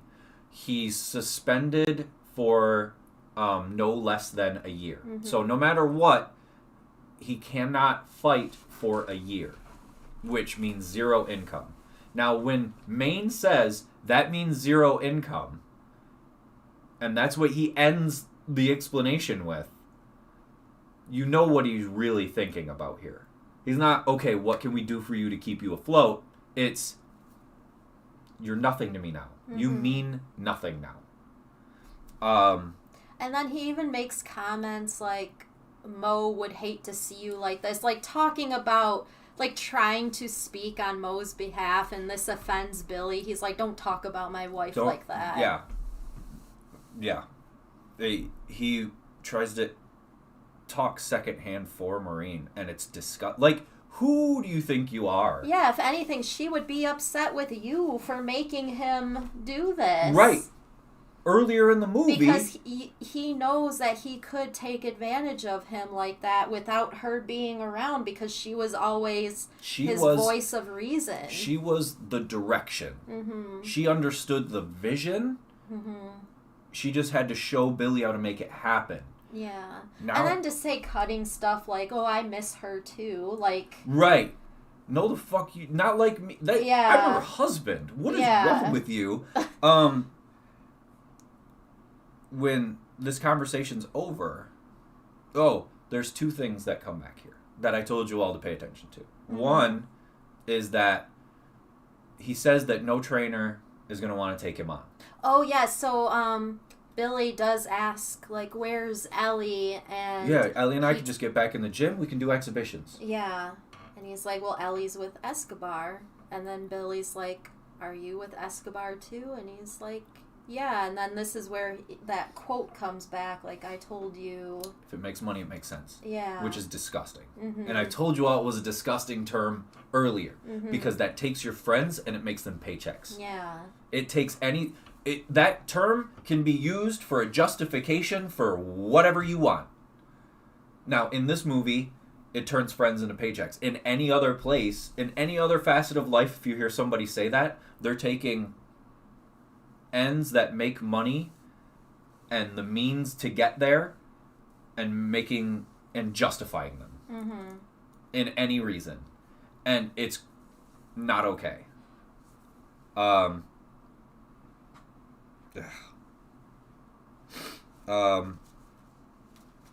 was I?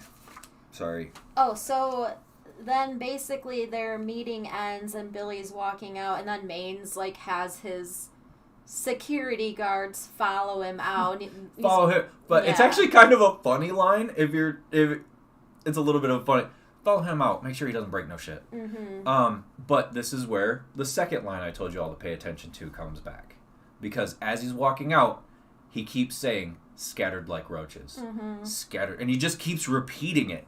And it's not like he just keeps saying "scattered like roaches," roaches, because he's now realizing Mo was right the whole time. Like things she said are coming back to him now. And it's making sense. But there's nothing he can do about it.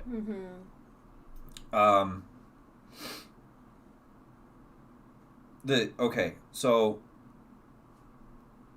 when we get out of there, he's driving home, and I really want to emphasize the score in this driving home. It is the most melancholic, like, the score in and of itself really sells just this little drive, this amount we see him driving here. And this is where he actually does attempt suicide. He keeps having flashbacks of Maureen and, like, the moment that she died, and flashbacks of just previous conversations that they had. Yeah. And then Layla is texting him. She's like, Daddy, where are you? And he purposefully drives his car into a tree. And it doesn't work. So we are shown that he crawled into the house and passed out in, like, this main foyer area they have in the house. And Layla is the one that finds him. Because there's no one else around at this point either, because they can't pay the nanny. Which actually later on, there's a throwaway line that for a little while she was working for free. But they can't pay her to be there, and she's the only one there. And she finds him on the ground. We cut from here to the hospital. And they're talking to it, and we just keep hearing, "What did you take? What did you take?" Which is actually a pretty normal thing. If, somebody has gotten into a car accident, they're under the influence, they have to find out is it just alcohol? Is it pills? Is it drugs? Because they can't give them any medicine until they know if it'll react in a certain way. And he keeps asking about Layla, which is where we find out that she's been put in family services. Because they're asking him, like, what did you take? And then there's someone that mentions you were found with a loaded weapon in your car while in custody of your daughter. So he has another moment here where he's trying to get, there's probably 6 people holding him down, and he's trying to get up because hearing that his daughter's in family services is the exact opposite of everything he's ever been working for. All him and his wife ever wanted was to not have the life that they had growing up, because they had nothing, and they both were raised in an orphanage. And they actually have to sedate him, and as he's passing out from the sedation, we see Maureen. Yeah, like, he thinks he sees her, like, standing over him, like her silhouette. He's pretty much, like, at rock bottom, but then you also have to take into account he hasn't been without Maureen since they were, like, 12 years old. Yeah. So he doesn't know how to function in this world without her. It's actually implied that she's older than him. So he was probably 10. Yeah. Or so. You know what I mean? Like, he's never had a part of his life where she was not directed, like, showing him the path. Yeah. So now he has no direction. Which is a conversation we have about athletes often. If you look at Mike Tyson in particular, we want to keep it in boxing. Mike Tyson had one of the greatest boxing coaches ever of all time, Customato. Like, Customato was a genius, and he was a gruff old Italian man. He was like 4 feet tall. He was tiny. But he understood, like, here's this kid who's been to jail. He was, a little gangbanger on the streets, but look how talented he is. Cuss actually brought him to his house. He lived with Cuss. He was his dad, and he turned him into what we all know as this legendary, this mythical figure who you couldn't go 2 rounds with him. And he's the one that made that. He showed him, all right, if you do this and you do that. So how this tiny Italian guy got the respect of this monster and showed him the way, nobody will ever really know, but there was a love there so strong that when Cuss died is when we got to see, when all the antics started.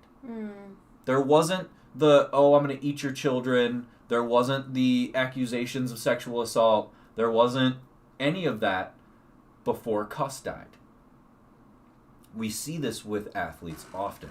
There's this directorial force, and when that's gone, they go off the rails. So, John Jones had Mike Winklejohn for years and years and years. And then he screwed up a couple times, and Wink kept him around until he sent him off. And now he is the John Jones that we all know that just hasn't fought in 3 years, and B, just can't get it together enough. Always something. It happens. We see that play out multiple times in life. And this is just showing that how that happens. How old is Layla supposed to be in this movie? 10. Okay. Because it does. I've thought like so. Maureen and Billy met like either it was her that was 12 years old or it was Billy, but around that time. So Layla seems kind of mature for her age too, and it makes me wonder if that's what Maureen was like. And there are moments. Oh, totally.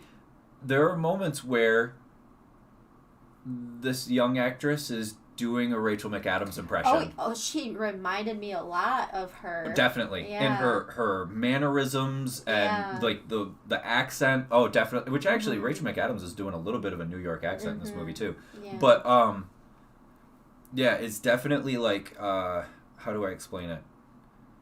Like that young actress is acting like Rachel McAdams throughout the film. And you're absolutely correct. Like we're led to believe that's Ben Moe. Like, yeah, we learned that she's actually because remember when they're having the conversation about the cell phone? What do you mean she's got a cell phone? That's right. What do you mean she's 10 years old and she has a cell phone? And she's like, you told me to get it for her. Yeah. Yeah. Where were we? The hospital. After this, we cut to the family services courtroom. It's gross. This whole part of the movie is gross. Watching this scene, this is going to sound off the wall. Watching this scene also triggered memories of the courtroom scenes from Mrs. Doubtfire. How tragic and how hard to watch. Like, oh yeah. As like Mrs. Doubtfire was like a beloved movie of our childhood, but those courtroom scenes like were heartbreaking. Traumatic. Like as a kid, like oh my gosh. But yeah, like when we were like rewatching this, I like kept thinking of the Mrs. Doubtfire courtroom scenes. As soon as they both, because Billy's already in there, when Layla walks in, they go to give each other a hug, and the cops restrain him. Yeah. They're not even allowed to hug. Yeah. He's obviously already pretty agitated. The judge actually asks the right questions, and then still gives out like a fucking like the harshest punishment she can. Like the judge even goes, "Oh, so you grew up in the system, your wife grew up in the system, you have no family. Oh, okay, I'm gonna hit you with everything I have still." You know what I mean? Yeah. It kind of takes you off guard because she says, "Oh, I understand that, you know, you have nothing else," and the court. She actually says the court sees the tragedy, the recent tragedy and tragedies in your family, and then hits him with everything she can. I mean, they do. I get like trying to see it from her perspective, like. She does want to look out for Layla's best interest, and that's why she wants Billy to go on this like court-appointed plan for 30 days for him to show his improvement. Like she wants him to have individualized counseling sessions and anger management. Substance abuse monitoring, anger management, substance abuse monitoring, household monitoring, which is usually making sure that you have enough money and a place to live. Yeah. And then regular check-ins with a family services officer. But then you have Billy, like he keeps speaking out because he's Billy. It's like that level of fame, you know. It's like I don't see it as fame. I see it as this guy that just doesn't quite understand why people can't see it from his perspective. Like all these outbursts are kind of like, why can't you all just see what I'm feeling? Well, that makes sense too, but I think it is like he still isn't used to like hearing no or you can't do this, like that kind of thing. Yeah. Me watching this, I'm always like, if I'm in Billy's shoes, I'm saying, why can't anybody see what I'm feeling? Like I'm trying to do. I've never gone out of my way to do the wrong thing. I'm trying to do the right thing right now. Just let me do it. Don't get in my way. what he doesn't realize in the subjective is that he doesn't know how to do the right thing yet. He grew up on the streets, and his wife was the one showing him how to do the right thing, and he never understood that for himself. Which, saying that out loud now, and then seeing what happens later in the movie, the story and the direction of this film is much more than anybody gave it credit for, because that revelation of he doesn't know how to do the right thing himself, and then watching the movie from here on out is so cool to see. Yeah. So this is where we're going to start getting past, like, the really heartbreaking stuff and start to see this, like, exciting part of the journey.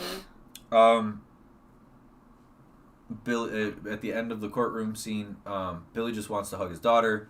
He gets held in contempt, and he actually, in his defense, he puts his hands up, and the cops are still fucking roughing him up. Like, he's like, no, I'm done, and the cops still slam him on the desk, and you're like, what the hell? He goes like this, and they... and then Layla is scared. She's crying. She's saying, I want to live with you, because she's overheard their conversations about them, like, growing up in the system. She knows. Yeah. She's shown as an intelligent young lady, and she's probably listened to her parents talk thousands of times about it.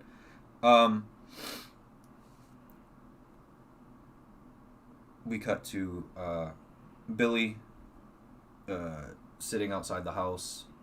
Everything. First we kind of just get like a quick glimpse of where Layla is staying. Not yet. I thought we did.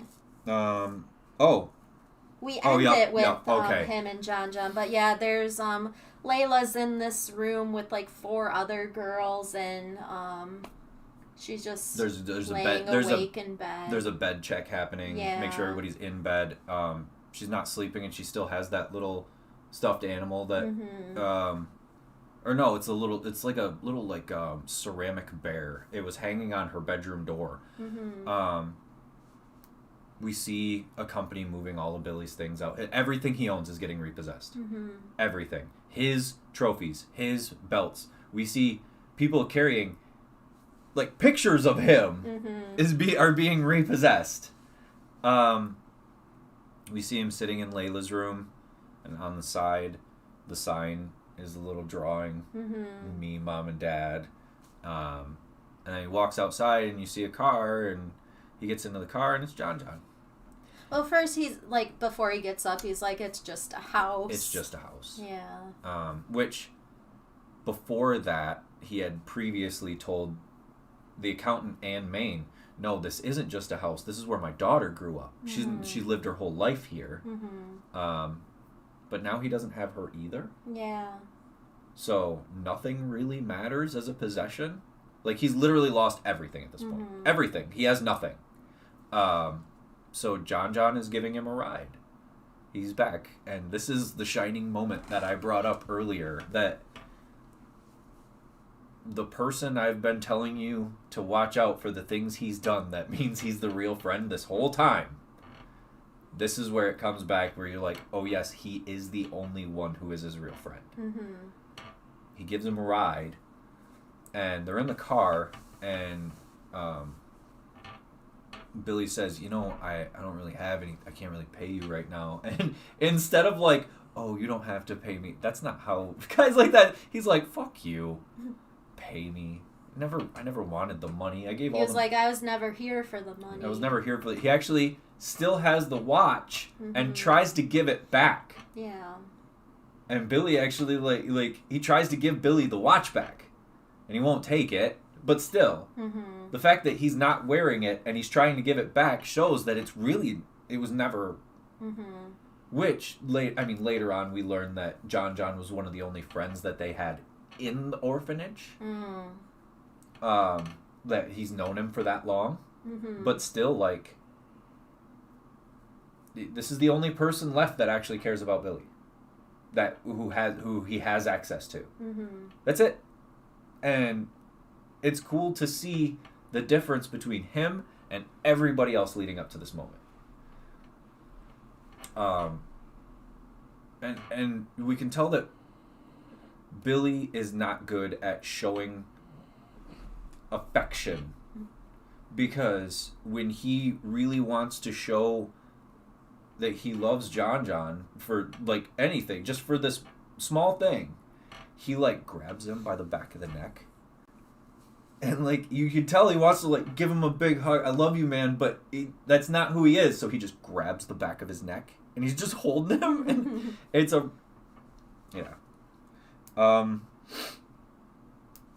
it's So John is dropping him off at the new gym.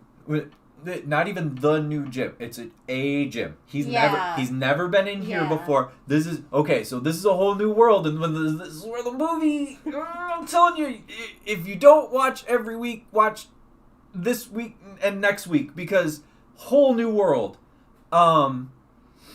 He walks into Will's gym.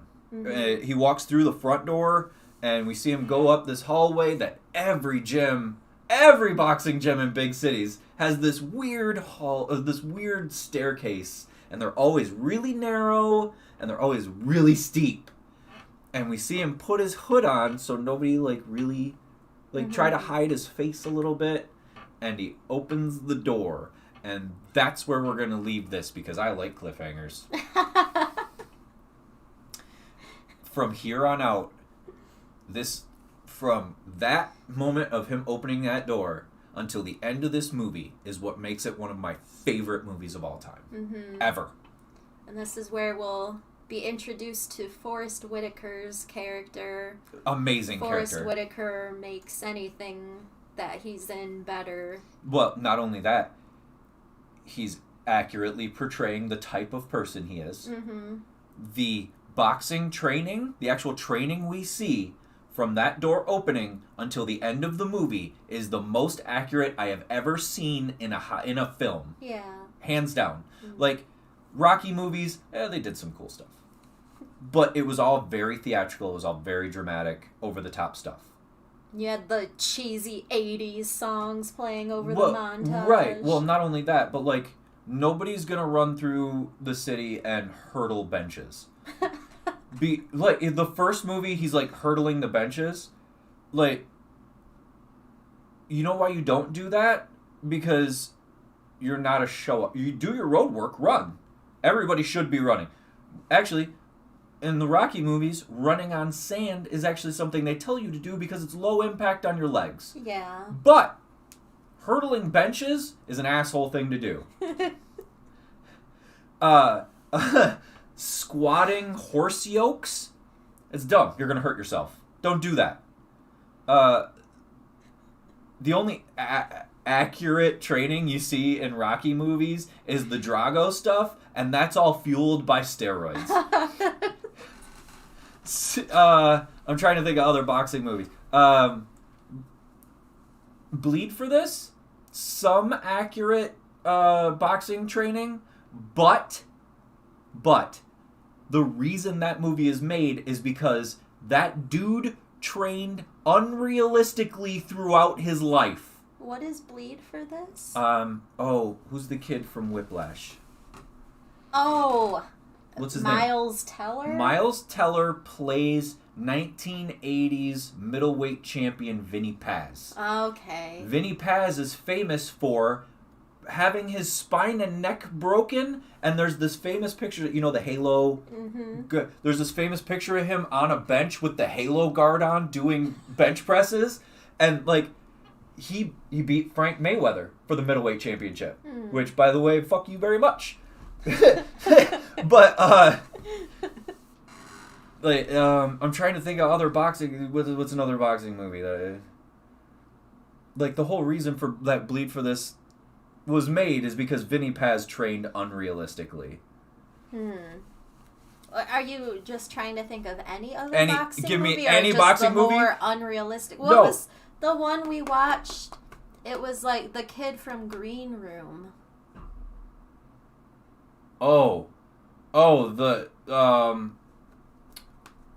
It wasn't boxing. It was per Muay se. Thai. Yeah. No, that was realistic, but that wasn't so much a training film. Oh, what the fuck was that movie? But something. It was based on a true story. Yeah, but the true story it was based on was that guy was an asshole in real life. Mm-hmm. But that wasn't so much like a martial arts movie as it is a prison movie. Yeah. One of the like craziest things I'd ever seen in a movie. Ugh. But the training in that is like realistic to Muay Thai. Mm-hmm. But there's so little of it because it's not actually about the Muay Thai. Yeah. It's about the idea that this dude is a total asshole, and in real life you find out that he's even worse than in the movie. This is an A24 film. A Prayer Before Dawn. Okay, yes. I watched it thinking, oh, cool, A24 made a movie about Muay Thai. JT. That was the kid's name on Step by Step. Jesus Christ. JT.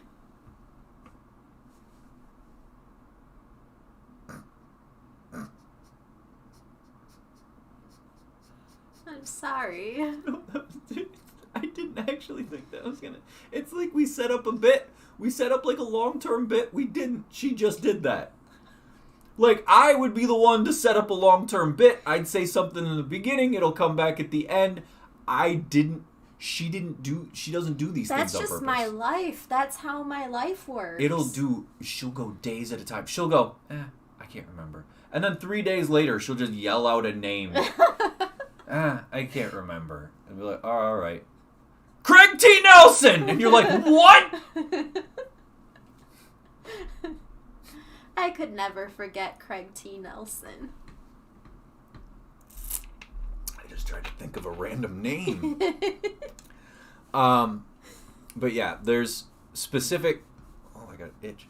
There's very specific things that come up in this film from now on that are going to be a lot of what I talk about, because when you see them in the film, one of the reasons I think people didn't like this as much is because the boxing training is so realistic that you can go, oh, well, that's not fun to watch. Mm-hmm. Like, what? Why would they put that in there? There's nothing about that says to me that he's getting to be a better fighter. But as a boxer, like, as a fighter, I watched this movie when it first came out and went, whoa! Like, it really struck me. Mm-hmm. Some of the things they were doing, and some of the... pun intended. I didn't get struck that often. Anyway. We're getting towards the end of the show. You can tell we're both just kind of floating out. Yeah, so from here on out, I'm going to have a lot of fun talking about actual boxing. Mm-hmm. The hard part of boxing is not the fight. It's the training to get there. Everybody wants to fight. Nobody wants to train. I don't want to fight and I don't want to train. No, you do want to train. I don't want to train. You were training great for a long time. Training for what? She has scary, strong legs. Oh, yes, I do.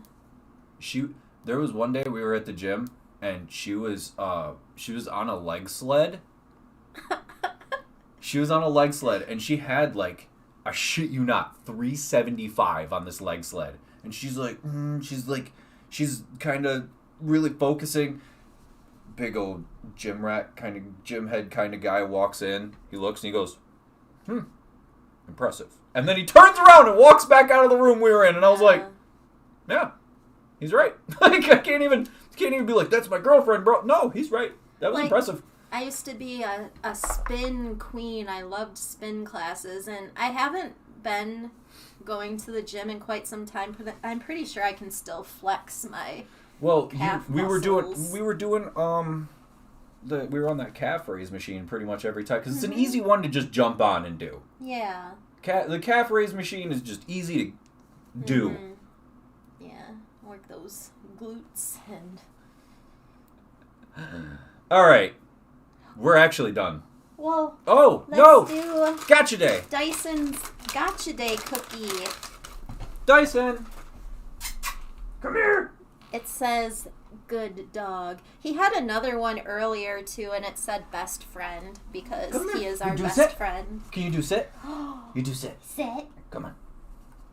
Oh, Shake. Oh, Oh, good good boy. Other- Other paw?